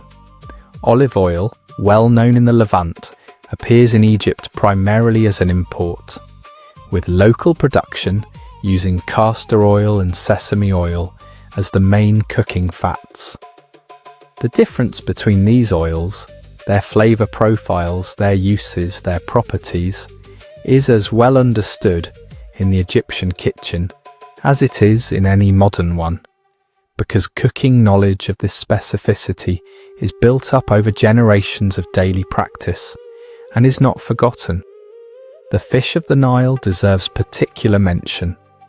Tilapia, a fish so associated with Egyptian life that it appears in religious iconography, its mouth-brooding habits making it a symbol of resurrection, is eaten across all social levels and is available dried or fresh depending on location and season.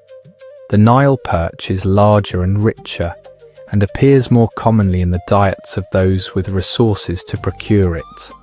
Catfish, mullet, and various smaller species round out the river's contribution to the Egyptian table. The combination of all of this, the grain and the legumes and the vegetables and the fish and the occasional meat and the fruit and the sweetness of honey and dates, makes the Egyptian diet considerably more nutritionally complete than the bare description of bread and beer suggests. It is a diet adapted over millennia to the specific resources of the Nile Valley, and it supports a population that is, for the ancient world, relatively robust in health and relatively long in life expectancy, though the dental evidence suggests that the bread, at least, takes its toll. What people did for fun. Ancient Egyptians, it should be known, were not people who sat quietly by when the workday ended and the evening began. They had entertainment, hobbies, pastimes, and the specific social activities that a community develops when it has been together long enough to know what it enjoys. Senet has already been mentioned. It is everywhere in ancient Egypt, in the tombs of the wealthy as a grave good, in the hands of children in the village square, on the backs of ostraca when a scribe has a few minutes and a willing opponent. It is the great democratic Egyptian pastime, available at every economic level and apparently enjoyable at all of them. There is also Mehen, an older board game played on a spiral board in the shape of a coiled snake. There are throwing stick games, wrestling competitions, archery, swimming races in the Nile. The tomb paintings of the wealthy sometimes include hunting scenes, men in boats in the papyrus marshes with throwing sticks, bringing down ducks with what appears to be tremendous accuracy and considerable enjoyment. Their children leaning over the side of the boat to grab what falls. The village of Deir el Medina has a particular social life that the density of the community and the shared nature of their work creates. When someone has a birthday or a wedding or a new baby, the whole village knows, and the occasion is marked, not with formal announcements or organised parties in the modern sense, but with the organic social response of a community in which everyone is connected to everyone else, and in which the important moments in individual lives ripple outward into the collective life of the village. The music at these occasions is provided by whoever in the village plays. There are always musicians in an Egyptian community because music is considered too important to leave to professionals alone, and the tradition of singing and playing is maintained at every level of society. Festival preparations include the polishing of the sistrums, kept in the household, and the airing of the good linen, kept for special occasions, and the preparation of the better quality beer that Ipet produces for celebrations rather than for everyday use. There is also storytelling.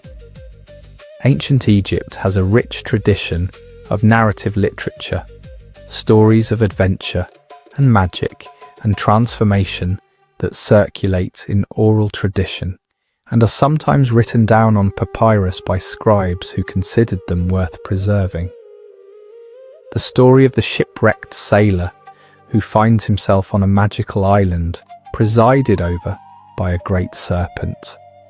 The story of Sinuhe, an official who flees Egypt in political crisis and lives for years in the Levant before returning in old age. The tales of wonder from the court of Khufu, where princes entertain the pharaoh with miraculous stories. These narratives are entertainment, and they are also, in the Egyptian understanding, something more. They carry wisdom, and they model the right relationship between the human and the divine, and they preserve the memory of a culture that knows the preservation of memory is one of the things a culture must do to survive. The stories are told in the evenings, sometimes in the village square or around the communal fire on the nights when the weather makes the outdoor gathering pleasant. An experienced storyteller, and there are always experienced storytellers in any community that has been together long enough, shapes the familiar material with their own particular gifts. And the audience that knows the story still listens for the particular way this person tells it, because the telling is always different from the story, and the difference is where the art lives. Late afternoon. The river. At the end of the working day. When the sun has begun its long golden decline toward the western cliffs, Ka and the other workers make their way back down the path to the village. they're tired. The particular tiredness of physical work done with concentration in confined spaces in the heat is a specific variety of exhaustion that settles in the muscles and behind the eyes and in the small of the back with a weight that is not unpleasant, precisely, so much as entirely comprehensive. But first the river. A short walk east from the village, across the strip of green fields that line the Nile bank, is the river itself. In the late afternoon, the Nile in high summer is brown and wide and moving, with the serene, unhurried confidence of a river that's been doing this for millions of years. It smells of mud and distance, the rich, complex smell of water that has come from somewhere very far away and is carrying something of everywhere it has passed through. The workers go to the river in the afternoons to wash, to get the dust and pigment and sweat of the day off their skin and out of their hair. The Nile is not a swimming pool. It contains catfish and tilapia and papyrus reeds and crocodiles, with the relative density of each varying by location and season. The stretch near the workers' landing is well known and considered reasonably safe, which is the kind of reassurance that is simultaneously comforting and incomplete, because reasonably safe and completely safe are two different things, and the crocodile, if consulted on this point, would have a different opinion. Car wades in up to the waist. The water is warm at the surface, cooler below, and the current moves against his legs with a steady, gentle pressure. He stands in the river for a little while, not moving, letting the water do what water does when one has been in a hot, dry tomb all day. A group of children are swimming further along the bank, shrieking with the specific joy of children in water, doing what children in water have always done in every culture in every century, which involves splashing other people, diving for things on the riverbed, and making noise in quantities that their parents, on the bank nearby, regard with the measured attention of people who are keeping an eye on the crocodile situation. The animals of Egypt. Ancient Egypt is full of animals, not just the sacred ones, the cats in the temple of Bastet, the ibises of Thoth, the crocodiles of Sobek, the sacred Apis bull of Memphis, but the everyday animals of ordinary life, which are present in the village and the field and the river and the desert in quantities that make modern city life feel by comparison somewhat underpopulated. Ka and Merit have a cat. This is not unusual.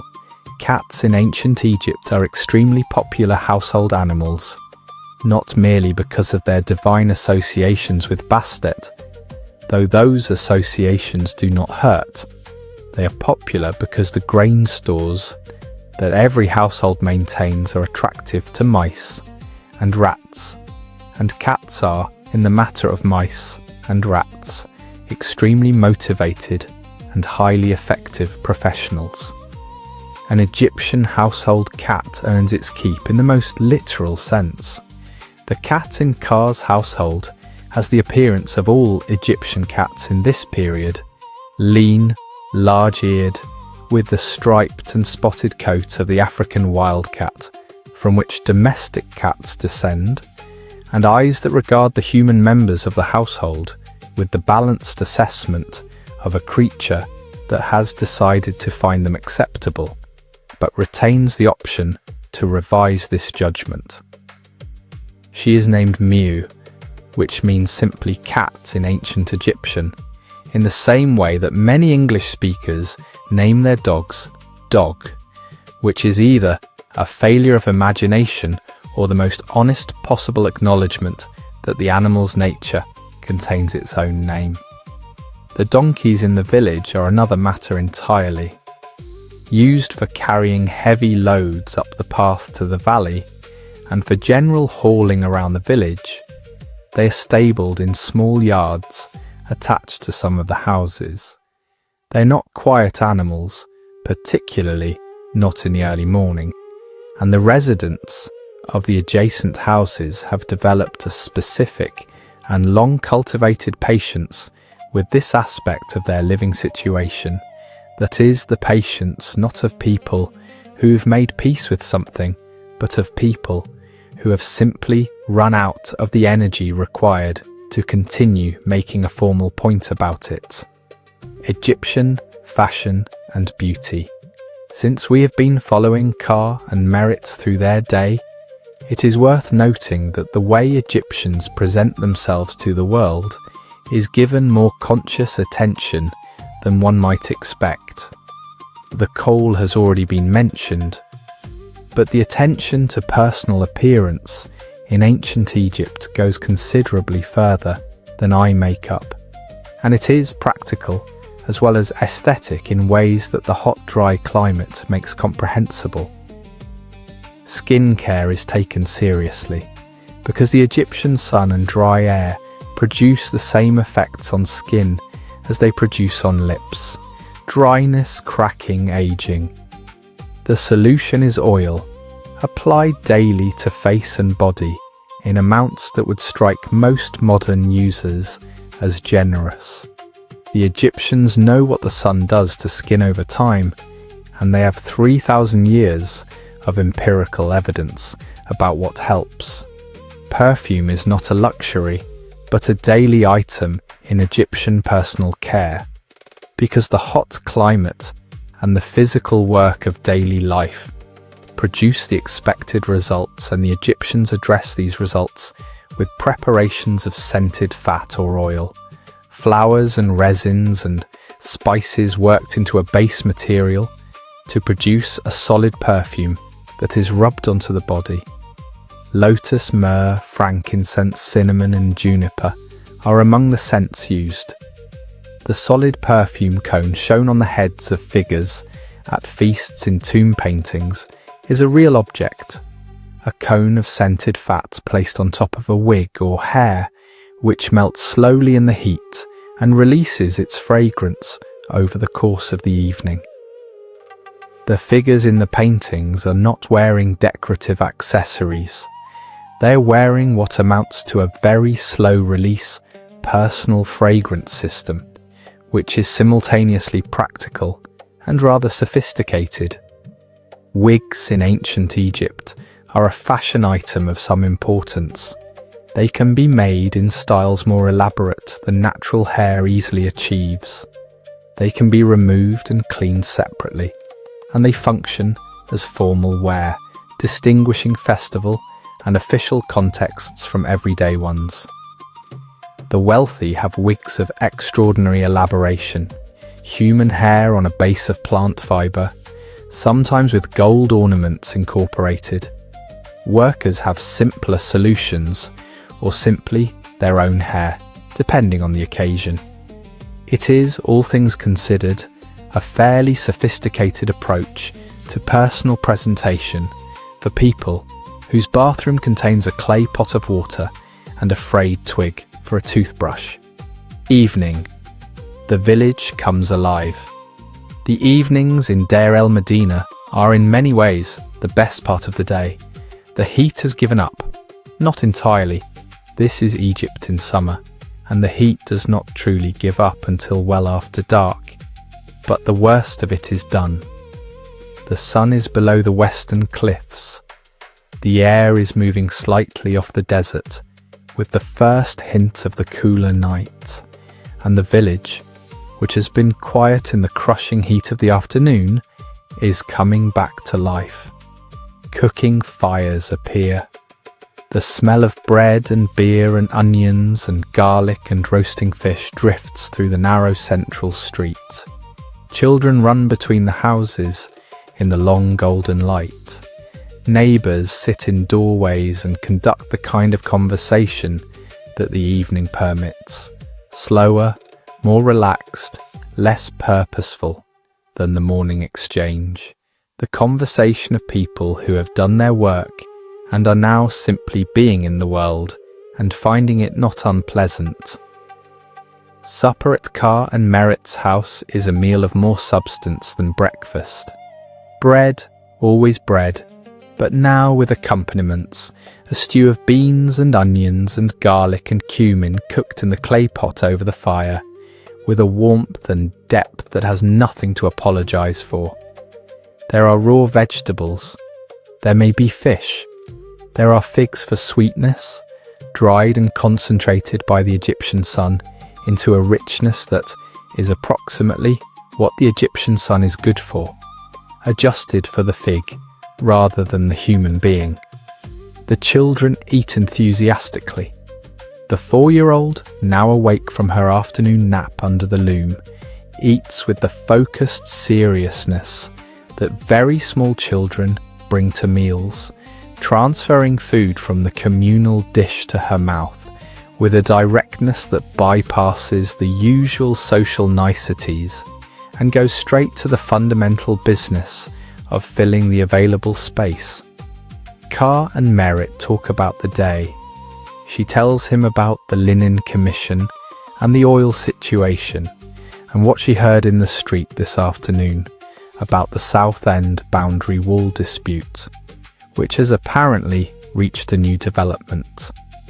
Ka tells her about the progress on the 5th hour corridor and about the young painters singing, which has moved from background feature to established tradition, and about Paneb's theory about the linen merchant. They talk like this, easily, specifically, about the real texture of the day, with the comfortable shorthand of people who have been having this conversation in various forms for 15 years and who have learned to navigate its particular terrain. Egypt and the world. The village of Deir el Medina is a small, specific, intensely local place, and we've been spending our time here because this is where the ordinary life of ancient Egypt is most visible. But it exists within a larger world that is also worth sketching, because the Egypt of 1250 BCE is not an isolated civilization turned inward on itself.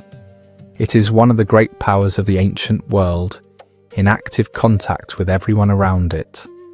The Egypt of Rameses II trades with Nubia to the south, gold and ivory and ebony, and live animals come north along the Nile, and Egyptian goods and Egyptian cultural influence move south.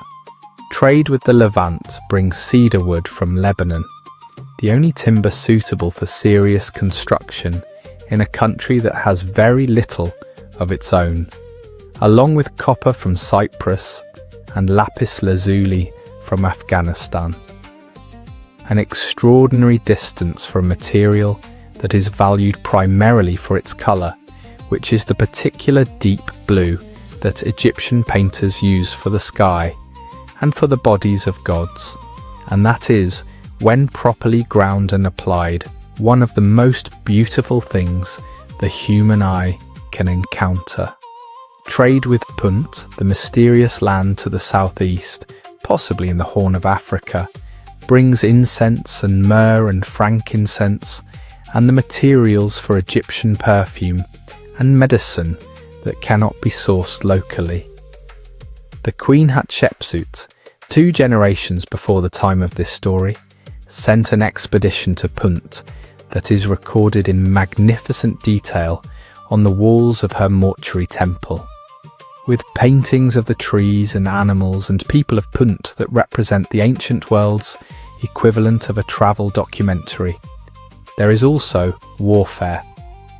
Egypt in this period maintains an empire, and empires require defending.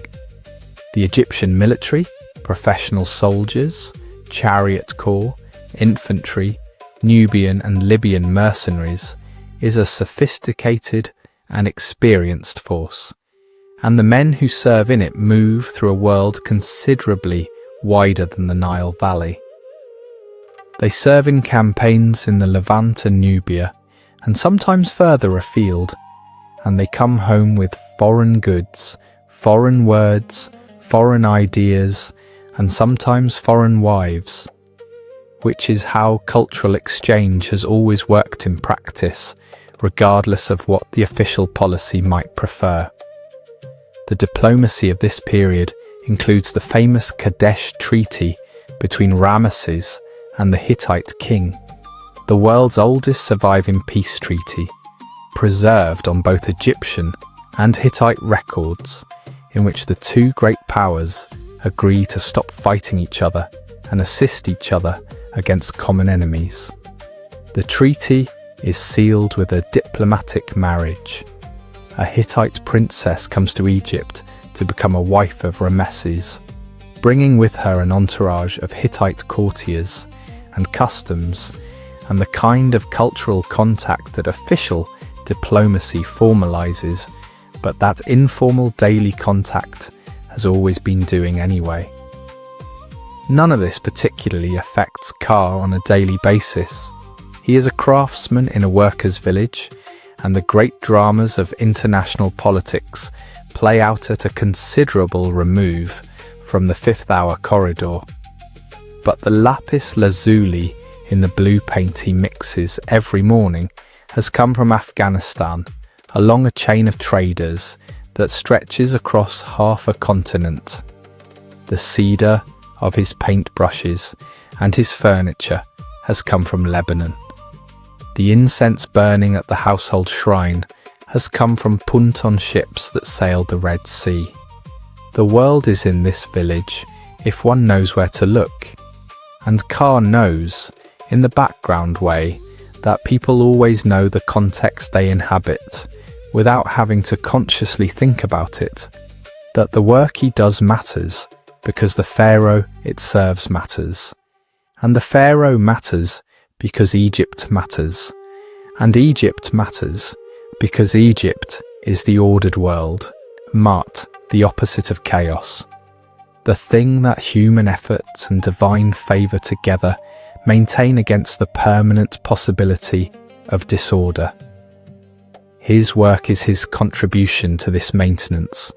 The fifth-hour corridor, correctly painted, is one small piece of the vast and intricate and ancient project of keeping the world working.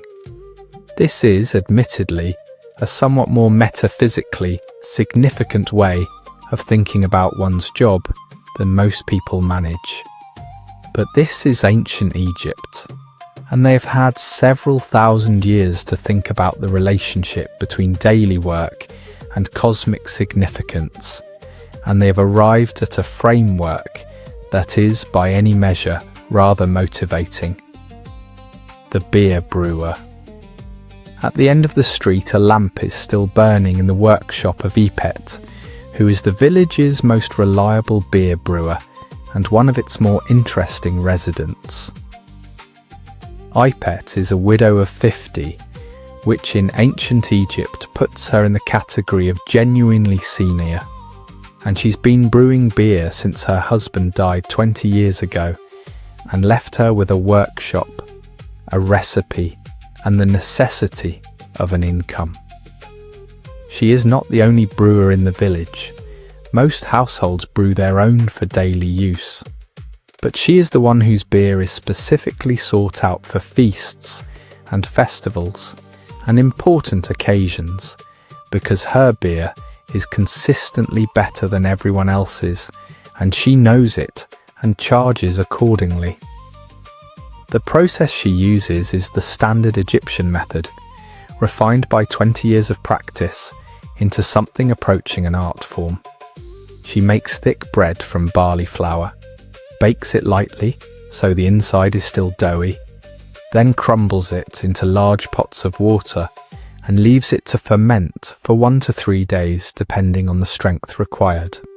The fermenting liquid is strained through a basket, and the resulting beer is flavoured with dates or spices or carob, sealed in clay jars with a clay and chaff stopper, and marked with her personal seal. Tonight she is preparing for next month's festival. The order book for celebratory beer is already full, which means she's working late, stirring the fermenting vat and making calculations about timing that would do credit to a modern brewer's production schedule.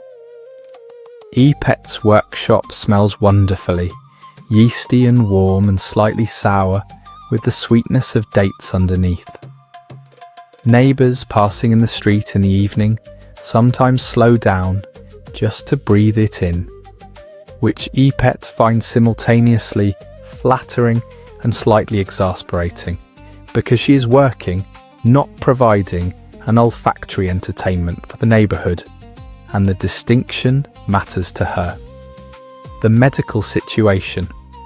The village's medical practitioner, a man named Kenhirkopeshef, has seen 3 patients today.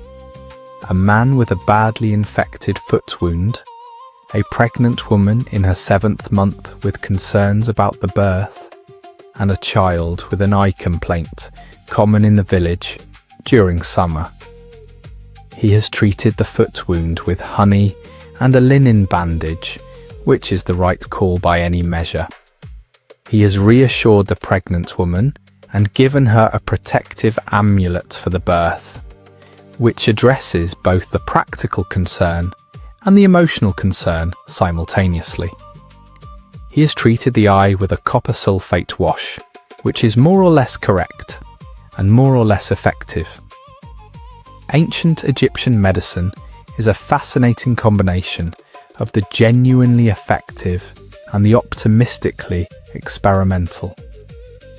The Egyptians have a solid empirical understanding of anatomy from their work with mummies and from surgical practice, and their medical texts include treatments for wounds, broken bones, and a variety of specific conditions described with a clinical precision that is sometimes startling.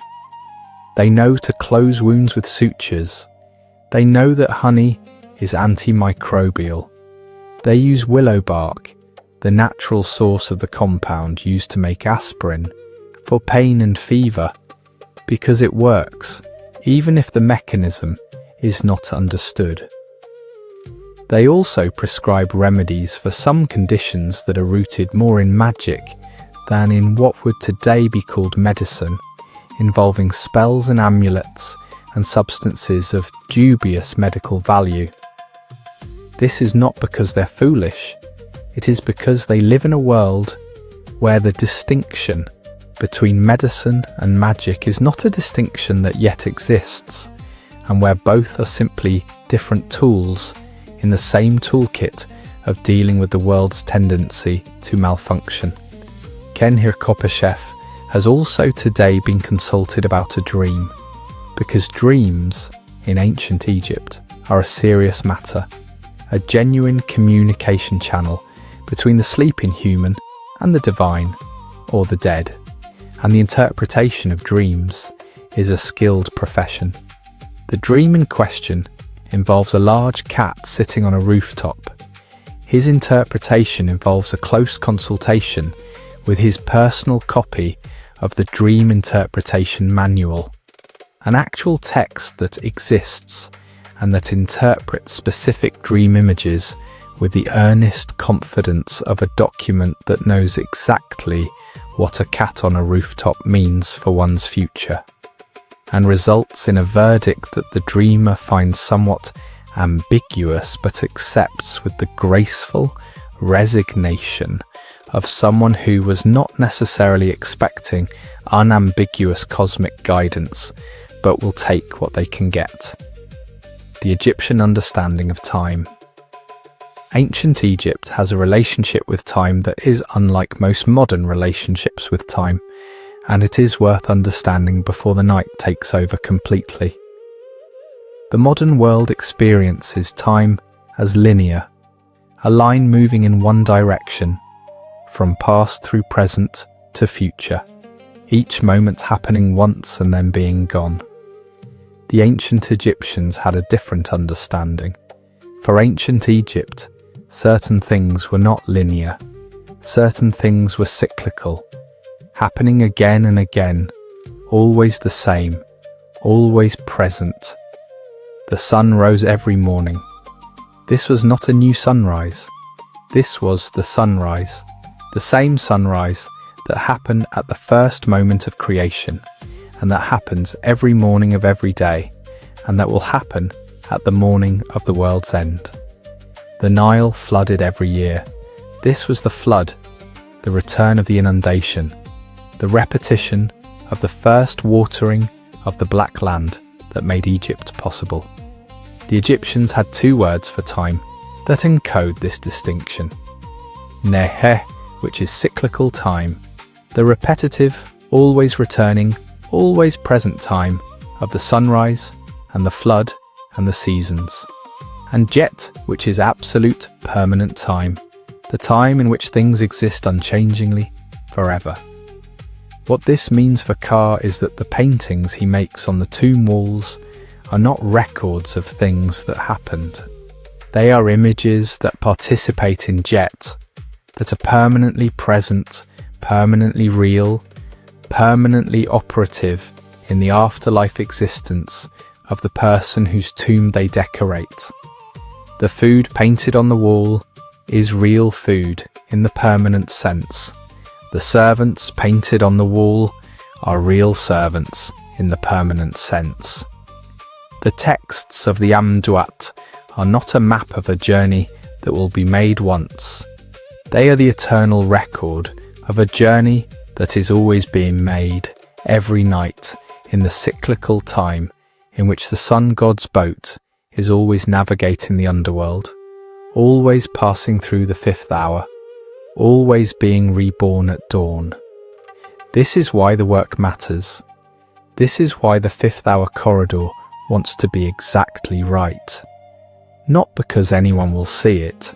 It will be sealed in darkness when the tomb is closed, but because it is real, in the permanent and absolute sense of real that the Egyptian understanding of time makes available, and real things want to be done properly. What the Pharaoh was actually doing. We have spent the entire evening with the ordinary Egyptians while the Pharaoh was not watching. But fairness requires a brief acknowledgement of what the Pharaoh was in fact doing today. Rameses II, Rameses the Great, as history will call him, is one of the most powerful human beings on the planet. He rules an empire stretching from Nubia in the south to the Levant in the north. He has fought the Hittites to a standstill at the Battle of Kadesh and claimed it as a great victory, a claim the Hittites would find disputable, but which the Egyptian record does not dispute because the Egyptian record is written by Egyptians. He has built temples at Abu Simbel, whose scale is so spectacular that removing them from the rising waters of the Aswan High Dam in the 1960s required one of the most complex engineering operations in the history of archaeology.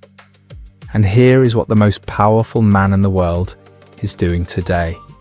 While Ka paints and Merit weaves, and Nebwenenef carries water, and Ipet brews beer, and Nakt casts his net in the morning mist. Administrative meetings, ritual obligations at the temple, sacrifices and prayers, and the ritual feeding of the divine statues that must be conducted every day without exception. A review of reports from the viziers in the north and south. A consultation with the military commanders about the situation in the Levant, which is always requiring a situation update. A meeting with the high priest of Amun about the temple's grain delivery. A formal audience with foreign dignitaries. Another ritual obligation. Another report. It is, in its own way, as unglamorous as painting a corridor in a hot tomb by lamplight. The Pharaoh is divine. The Pharaoh is the living incarnation of Horus on earth. The Pharaoh is the pivot around which the Egyptian cosmos turns. The Pharaoh also has administrative meetings on Tuesday and is running slightly behind on the Levant report, and would prefer, frankly, to be at Abu Simbel looking at his colossi, which are finished and magnificent, rather than in this meeting, which is not finished and is not magnificent, and shows every sign of continuing. The ordinary Egyptians do not think much about the pharaoh in their daily lives, in the same way that most people do not think much about whoever is running their country on a typical Tuesday. He is there. He is important. He is the guarantor of the cosmic order. He is also someone else's problem for all practical purposes, and the practical purposes are what today requires. The day belongs, in the end, to the ordinary person. It always has. The knowledge of ancient Egypt. Ancient Egypt, over 3,000 years of continuous civilization, accumulates an extraordinary body of practical knowledge that exists not as abstract theory, but as applied understanding, knowledge in the hands and the eyes and the accumulated experience of generations of practitioners.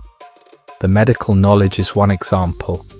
Kenhir-Kopeshef's library, genuinely attested in the archaeological record, because his personal library of papyri was discovered and has been studied, contains medical texts that sit comfortably alongside literature and dream interpretation, and the miscellaneous intellectual interests of a curious mind in the 13th century BCE. The medical texts he consults are systematic in their approach. They describe conditions, they give diagnostic criteria, they recommend treatments, and in some cases they include an honest assessment of prognosis. This is a condition I will treat.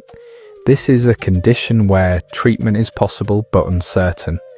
This is a condition that cannot be treated, which is a remarkable degree of epistemic honesty for any medical tradition in any period. The mathematical knowledge is equally applied. The builders who lay out the tombs in the Valley of the Kings use practical geometry every day, calculating slopes and angles and proportions with the instruments of the ancient surveyor, the plumb line, the set square, the measuring cord. They do not have trigonometry as a formal system, but they have the equivalent knowledge expressed as practical ratios and procedures that work consistently and accurately, as the buildings they produce demonstrate. The Great Pyramid at Giza, built 1200 years before Ka's time, is aligned to the cardinal points with an accuracy of less than 1/10 of a degree, which is the kind of practical precision that required very good methods, even if the theoretical framework was different from ours. The astronomical knowledge is woven into everything.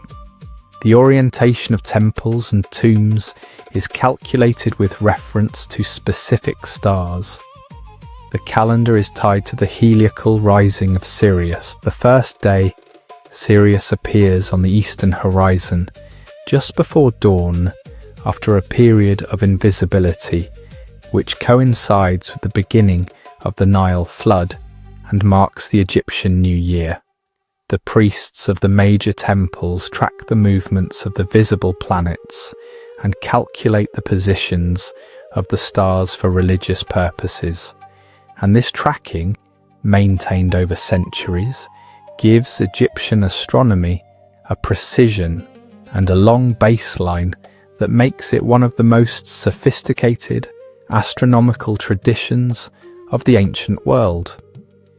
None of this is mentioned in the passing comments between craftsmen on the way up the cliff path.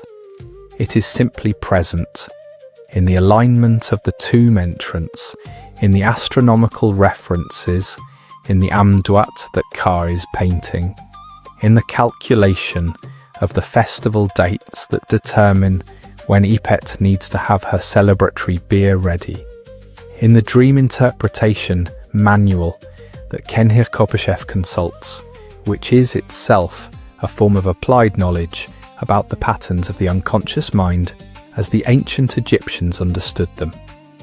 A civilization that has been continuously functional for 3,000 years has had time to develop this kind of depth. The knowledge is not held in institutions that can be easily seen or counted. It is held in the hands and the minds of the practitioners, transmitted through training and practice and the long chain of teacher to student that maintains a tradition across the generations. When the Pharaoh's tomb is correctly oriented and correctly painted and correctly inscribed, it represents the accumulated knowledge of every craftsman and scribe and astronomer and mathematician who contributed to the tradition that made it possible. Kya is one link in that chain. His work is not his alone.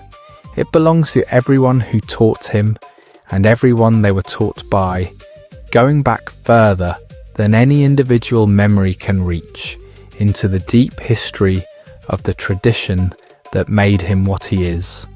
He is painting this afternoon the work of 3,000 years. It shows in every line the Egyptian concept of the soul. There is one more aspect of the Egyptian worldview that the tomb work makes necessary to understand, and that is the Egyptian concept of the soul, or rather, the Egyptian concepts of the soul, plural, because the ancient Egyptians do not simplify this in the way that later traditions will. The Egyptians believed that a person consists of several distinct spiritual components. The Ka is the life force, the animating energy that the person shares with their family line, and that is sustained by food and drink offerings after death. The Ba is the personality, the individual character, what makes a person specifically themselves rather than anyone else. And after death, the Ba can move freely between the world of the living and the world of the dead, appearing to the living in dreams and visions. The Ak is the transformed spirit that the successfully navigated afterlife journey produces, the glorified, effective dead person who has passed all the tests and reached the field of reeds. The Ren is the name. The name is not a label in the Egyptian understanding. It is a fundamental part of the person's identity and spiritual existence, which is why the names of enemies were sometimes literally chiseled out of inscriptions to destroy them spiritually, and why so much care is taken to ensure that the names in the tomb inscriptions are correct and permanent. The shoot is the shadow. The shadow of a person is their constant accompaniment, their visible sign, and it too has spiritual significance in the Egyptian understanding. And the body, the Kat, must be preserved, which is why mummification is not merely a preservation technique, but a spiritual necessity. If the body decays entirely, the Ba has nowhere to return to. The Ka has no physical anchor. The journey of transformation that the Amduat describes cannot be completed. All of this, the Ka and the Ba and the Ak and the Ren and the Shaut and the Kat, is present on the walls of the tomb that Ka is painting. The texts address each element of the deceased's being. The images show the various stages of the journey. The offering scenes provide of the Ka. The inscriptions preserve the Ren. The whole elaborate structure of the royal tomb is, in its deepest sense, a machine for the production of the Ak, for the transformation of the dead pharaoh into an effective, glorified, permanently existing spiritual being who will join the other gods in their eternal functioning of the universe. Ki paints this machine with the focused attention of someone who understands what it is for and who has made his peace with the fact that the work is for someone else's eternity. His own tomb is smaller. His own tomb is across the ridge in the hillside cemetery of Deir el-Medina, cut by his own hands on days off, painted in his spare time with scenes from his own life, rather than the royal religious texts, scenes of merit and the children and the river and the daily work, the things that matter to Ka specifically and that he wants to carry with him into the field of reeds, a smaller eternity but his own. This too is ancient Egypt, not just the Pharaoh's vast and magnificent preparation, but the craftsman's modest one, worked on evenings and days off over years, a small personal inscription in the great ledger of human hope. The night. The sun is fully down now. The stars are coming out over the desert. The stars over ancient Egypt, with no artificial light for hundreds of miles in most directions, are the same stars that Ka and Merit and their children sleep under every night of their lives. The same stars that the priests in the great temples track with instruments and calculate into calendars and interpret into the vast, complex, beautiful cosmological system that is ancient Egyptian understanding of the universe. Orion is Osiris. The Milky Way is the body of the sky goddess Nut, arching over the world. The 5 planets are the boats of various gods on their journeys through the heavens. The household shrine has received its evening offering. The children are asleep, the youngest in her basket, the middle one in a heap with the blanket arranged, as if by someone who has given up on it, the eldest on the roof already, finding the night air better than the interior of the house. Ka and Merit sit for a little while in the courtyard, in the dark, not talking much, because the day is done, and talking is for the day, and the night is for being still. He is thinking about the 5th hour corridor. A passage in the middle register has been giving him minor trouble. The proportions of one of the underworld figures are slightly off, and he will need to make an adjustment tomorrow before it goes too much further. He will look at it fresh in the morning. She is thinking about the linen merchant and the oil situation, and whether the daughter of 14 should be introduced to the family of the stonecutter's son, who is 17, and who seems, from what she can observe, to be a steady and reliable young man, which is precisely the quality she would prioritize in a son-in-law, all other things being equal. They sit in the dark courtyard under the stars for a while, these two, in the comfortable silence of people who know each other's thoughts well enough that silence carries its own content, and then they go to bed. The sleeping village. One by one, the lights go out across Deir el-Medina. Epet's lamp, burning late in her workshop, is one of the last. She finishes the vat she is working on, covers the fermenting pot, and goes inside, her hands smelling of barley and dates and the yeasty richness of the brewing process.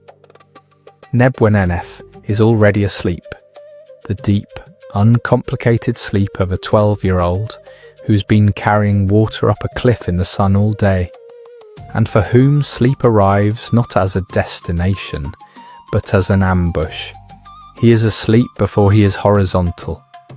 Ken Hirkopashev is still at his writing, as he often is at this hour, recording the day's patients and their treatments, making notes for a text he is working on, possibly reading one of the literary papyri in his personal collection.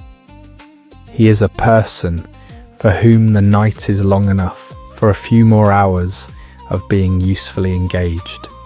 He will sleep when he runs out of things he wants to think about, which may be a while yet.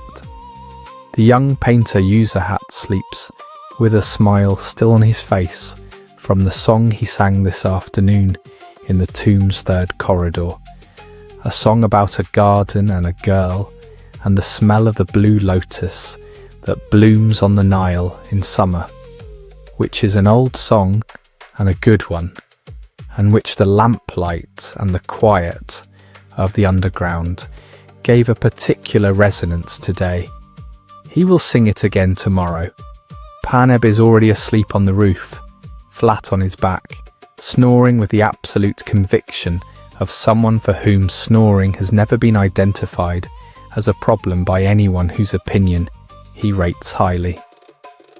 The village sleeps. The Nile moves in the dark. The stars wheel overhead. The sound of ancient Egypt. There is one more thing worth noticing before the night takes over completely, and that is sound. We have been visual in this account. The colours of the tomb paintings, the white limestone cliffs, the green of the Nile Valley, the lamplit corridors. But ancient Egypt is also a place of extraordinary sound, and it deserves its moment. The Nile is always audible, not the dramatic roar of white water. The Nile in the valley is wide and slow, and its sound is the sound of moving water, continuous and low and underlying everything like a held note. It is the sound that has been there since before anyone was listening to it, and that will be there long after the last person stops. The Nile's sound is what silence sounds like in Egypt. Overlaid on this, the birds. Egypt in this period is full of birds in quantities that are difficult to imagine from the perspective of a world that has lost many of them. The papyrus marshes at the water's edge are dense with herons and egrets and ibises and kingfishers and ducks and geese and a multitude of smaller species, all contributing to a soundscape that in the early morning and late afternoon peaks into something that can only be described as an orchestra that has decided to tune its instruments and then forgotten to stop. At midday the birds quieten in the heat, as all things do. At dusk they peak again. The village at certain hours has its own distinctive sound, the rhythm of the weaving loom carrying through the mud brick walls, the sound of grinding at the quern in the morning, children's voices at play, the occasional authoritative comment of a donkey, the splash and sound of the washerwomen at the Nile bank, and music. The Egyptians are a musical people in the deep sense. Music is not entertainment added to life. It is woven into the texture of daily existence. Workers sing as they work. Mothers sing to their children. Festival music is a formal and elaborate art. Even in the tomb, Userhat sings under his breath while he works. The song about the lotus and the garden and the girl.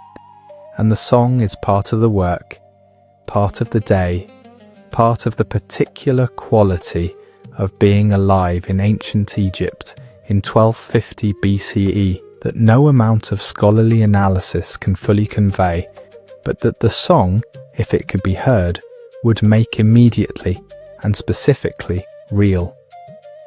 The hieroglyphs for music include the harp. The harp is the signature instrument of Egyptian music. Large, elaborately decorated, played in the temples and at feasts and in the garden courts of wealthy houses. The harps of ancient Egypt produce a sound that is warm and complex and immediate, and the harpists who play them are professional musicians of high status and considerable skill. Tonight, in the village of Deir el-Medina, the music is quietening with everything else. Ipet hums something to herself as she covers the fermentation pot. The night birds begin their shift. Somewhere on the east bank, far away across the dark water, a dog barks once and is quiet. The Nile moves. The stars are out, and the sound of ancient Egypt, the birds and the water, and the harp strings vibrating in the dark, and the lullabies and the work songs, and the grinding of the quern in the early morning that is coming again before long, as it always comes, settles into the soft, continuous undertone of a world asleep. It is a beautiful sound. It always was. What was left behind?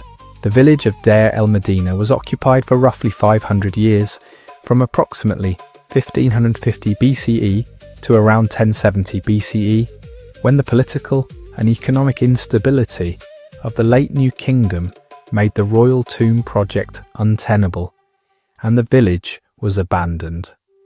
The people who had lived there for generations dispersed, some to the east bank of Thebes, some to other locations, carrying with them the skills and the culture and the particular way of being in the world that 500 years of community life in a desert valley had produced. What they left behind is extraordinary. The archaeological excavation of Deir el-Medina, conducted primarily by French archaeologists in the late 19th and early 20th centuries, produced one of the richest archives of everyday life from the ancient world. Thousands of ostraca, papyri, tools, cosmetic equipment, furniture, food remains, textiles, amulets. The small, practical, intimate material evidence of ordinary lives lived with care and intention in a very specific place and time. The ostraca in particular tell their story with a directness that crosses 3,000 years without losing force. The workers' attendance records, the legal proceedings of the village tribunal, the love poems, the medical prescriptions, the grocery lists, the literary texts, copies of standard texts for practice. Yes, but also genuine personal literary interests preserved in the private collections of individuals like Ken Hirkopeshev, the comic drawings, the straightforward business correspondence, the letters between family members separated by the needs of work. These are the documents of real people, not the great ones, not the pharaohs and the generals and the high priests whose names fill the history books, the craftsmen and the scribes and the brewers and the water boys and the women at the loom and the children at the Senate board. People whose names we know because they wrote them down on pieces of limestone flake, who are specific and individual and present in the archive in a way that makes the abstract historical statement real. Ka's name appears in the records. Not the Ka of this story, who is a composite built from the real people who lived and worked in this village, but several craftsmen named Ka or Ka-M Waset or related names, whose work records and legal involvements and family situations are documented in the archive. They were real. They painted real walls in real tombs. They had real disputes about real boundaries and real delays in real rations, and real moments of sitting in the shade of the limestone cliff at midday, eating bread and drinking beer and talking about the foreman's sandals. The walls they painted are still there. The colours are still vivid.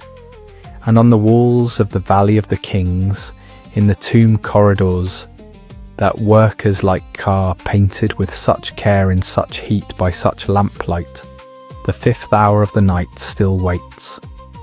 The solar boat making its eternal passage through the cavern of Sokar, the ram-headed Ra in his boat, the hieroglyphs of the Amduat in their careful columns, permanent, patient, beautiful, waiting for the dawn that is always coming, as it always was, as it always will be.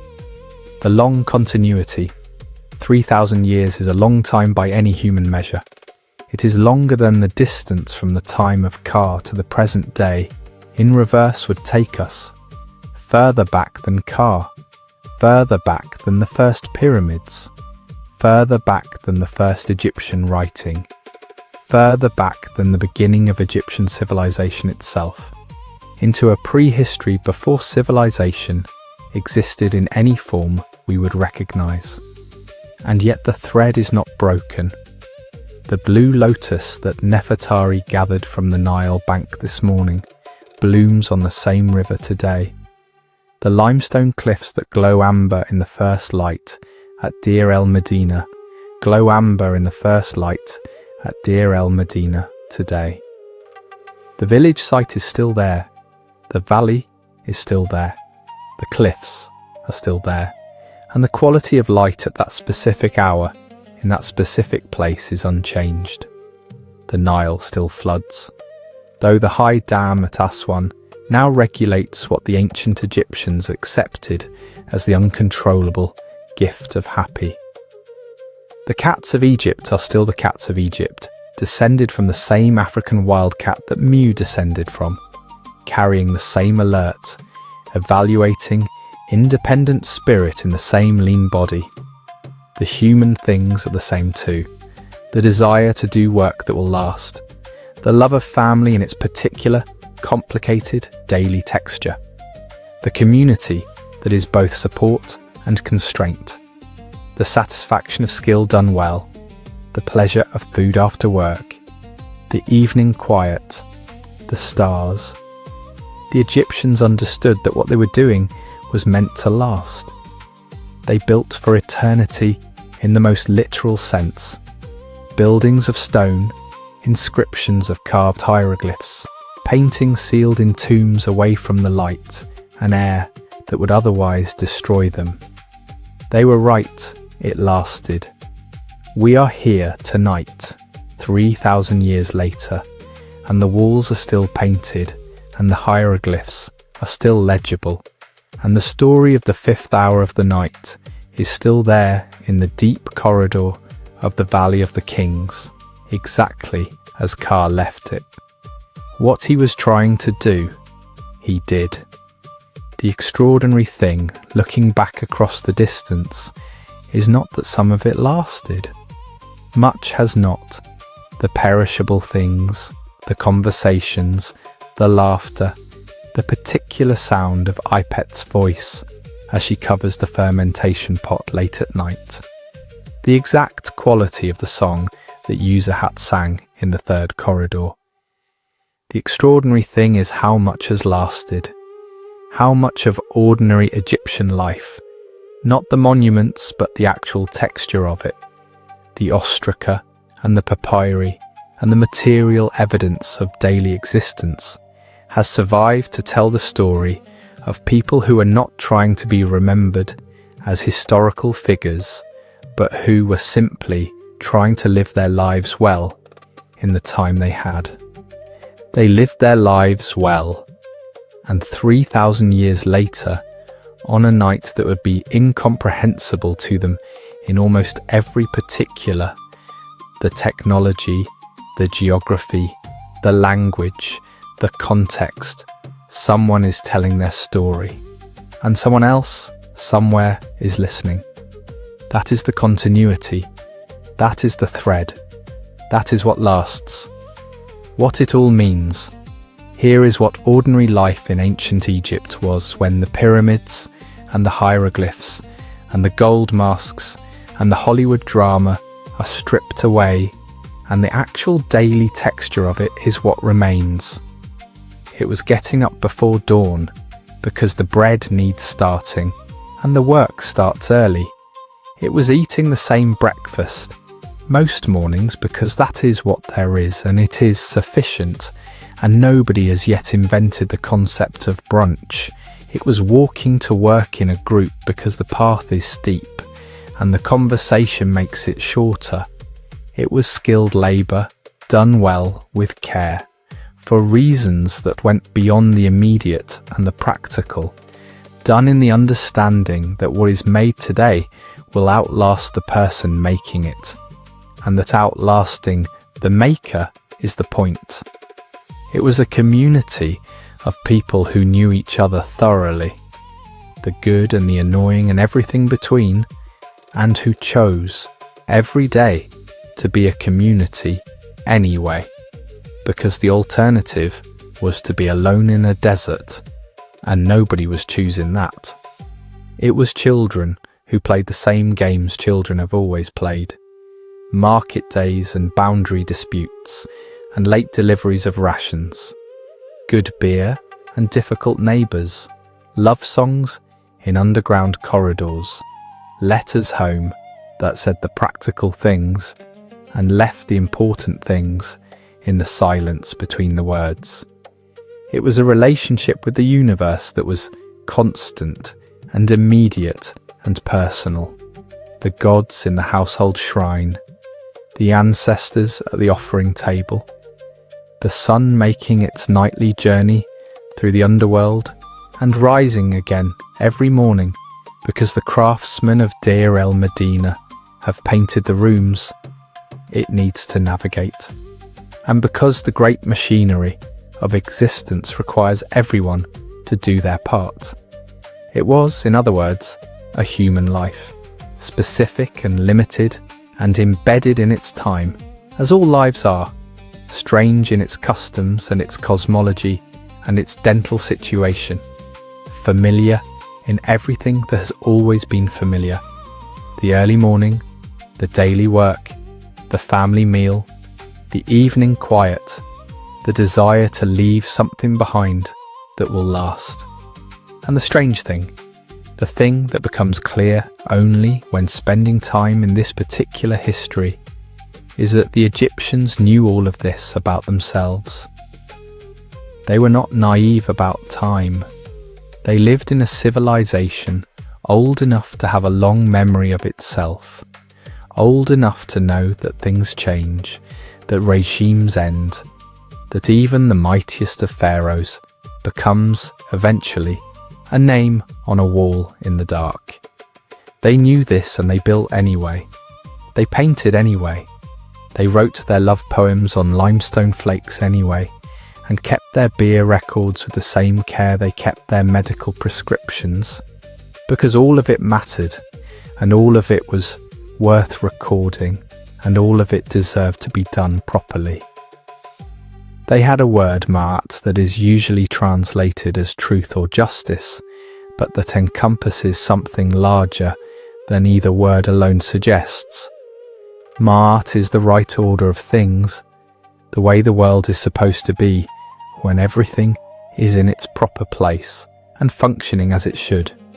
The sun rising, the Nile flooding, the crops growing, the grain being stored, the bread being made, the beer being brewed, the tomb walls being painted with the correct figures, in the correct proportions, in the correct colours, the offerings being left at the household shrine, the children being educated, the legal disputes being fairly adjudicated, the rations being delivered on time.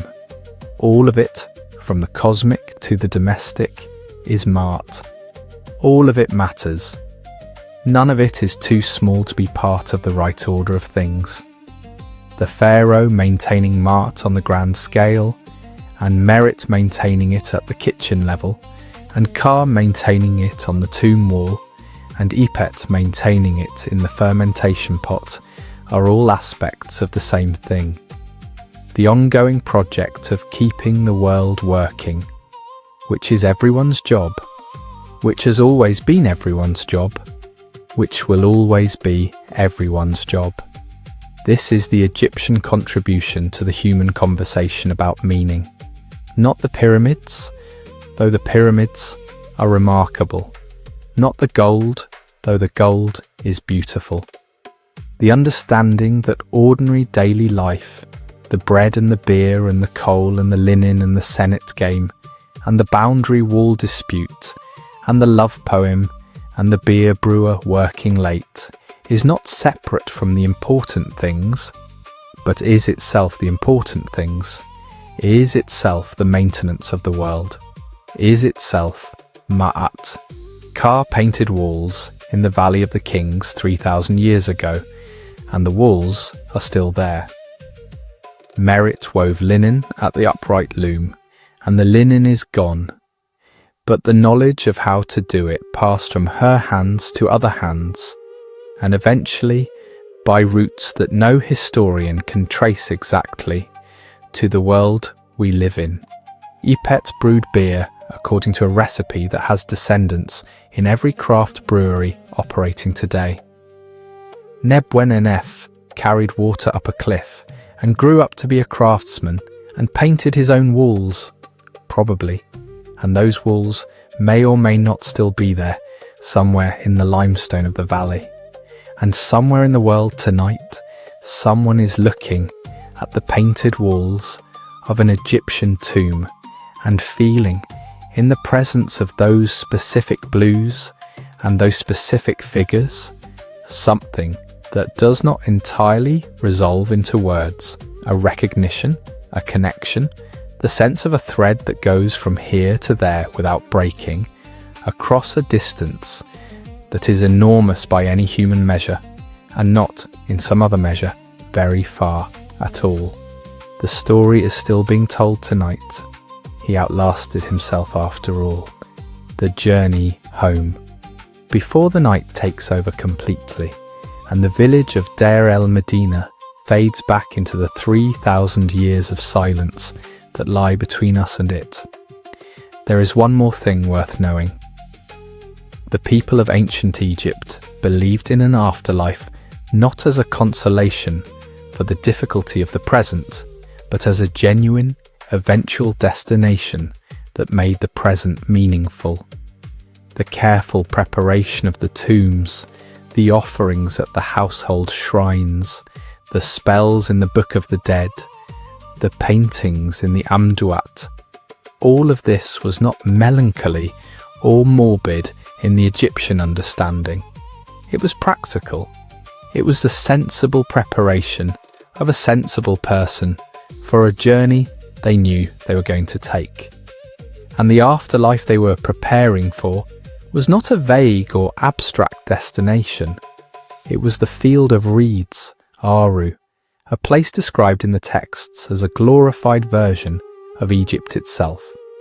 Green fields along a divine version of the Nile, the same crops growing, the same work being done, the same community of known people, the same food and drink and companionship, but without the grinding heat, without the dental erosion from the gritty bread, without the late ration deliveries and the boundary wall disputes and the inevitable inconveniences of a life lives in a body on a planet that is simultaneously magnificent and demanding.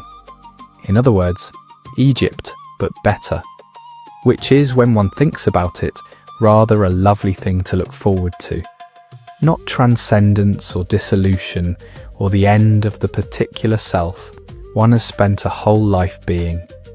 Just more of this, the bread and the beer and the Nile and the people one loves and the work that gives the days their shape, but improved, permanent and free of the mosquitoes that the real Nile floodplain produces in absolutely prodigious quantities every summer. Carr has painted the field of reeds on many a tomb wall. He knows what it looks like. He knows the quality of light in it and the particular blue of the divine Nile and the faces of the people who stand in the green fields with expressions of contentment that are, given everything he has put into making those expressions look right, at least partly his work. He will get there eventually.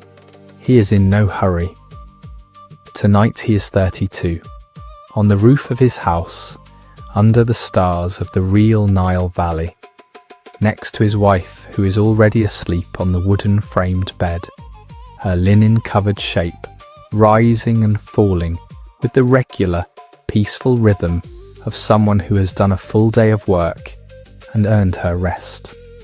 The stars are brilliant overhead. The Nile moves in the dark.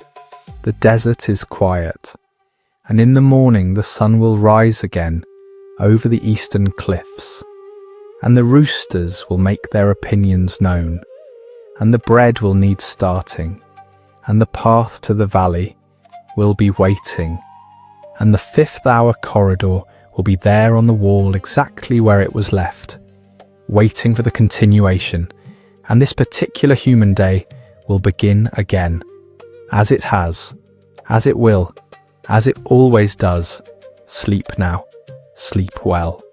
Think for just a moment before sleep takes over entirely about Kaa on the roof of his house, under these same stars. Not the Kaa of legend or of history, the Kaa of the ordinary day, the Kaa who got up before dawn because the bread needed starting and the work needed doing. The Kaa who walked the same path up the same cliff every morning and looked at the same valley with what was still, after 30 years, a view worth looking at. The Kaa who sat in the shade of the limestone cliff at midday, eating bread and drinking beer, and listening to Paneb talk about the linen merchant. The Kaa who came home at dusk and washed in the river, and ate supper with his family, and sat for a while in the courtyard in the dark before going to bed. The Kaa who painted the fifth hour of the night on a wall in the Valley of the Kings with such care that it is still there tonight, 3,000 years later, waiting in the dark for the dawn that is always coming. That Kaa, that specific, ordinary, extraordinary human being, doing his work and living his life, and being part of the community that was his world. He did not know we would be here tonight telling his story. He would have been pleased probably. He understood the importance of being remembered. It was, after all, his entire professional life. The stars are out over the desert. The Nile moves in the dark. The village sleeps. And in the deep corridor of the royal tomb in the Valley of the Kings, on the wall that Kaa painted with such steadiness and such care by the light of an oil lamp in the summer heat of 1300 years before the birth of Christ, the fifth hour of the night waits in the darkness, patient, permanent, exactly as he left it. The fire is low, the lamp is burning down, the stars are out.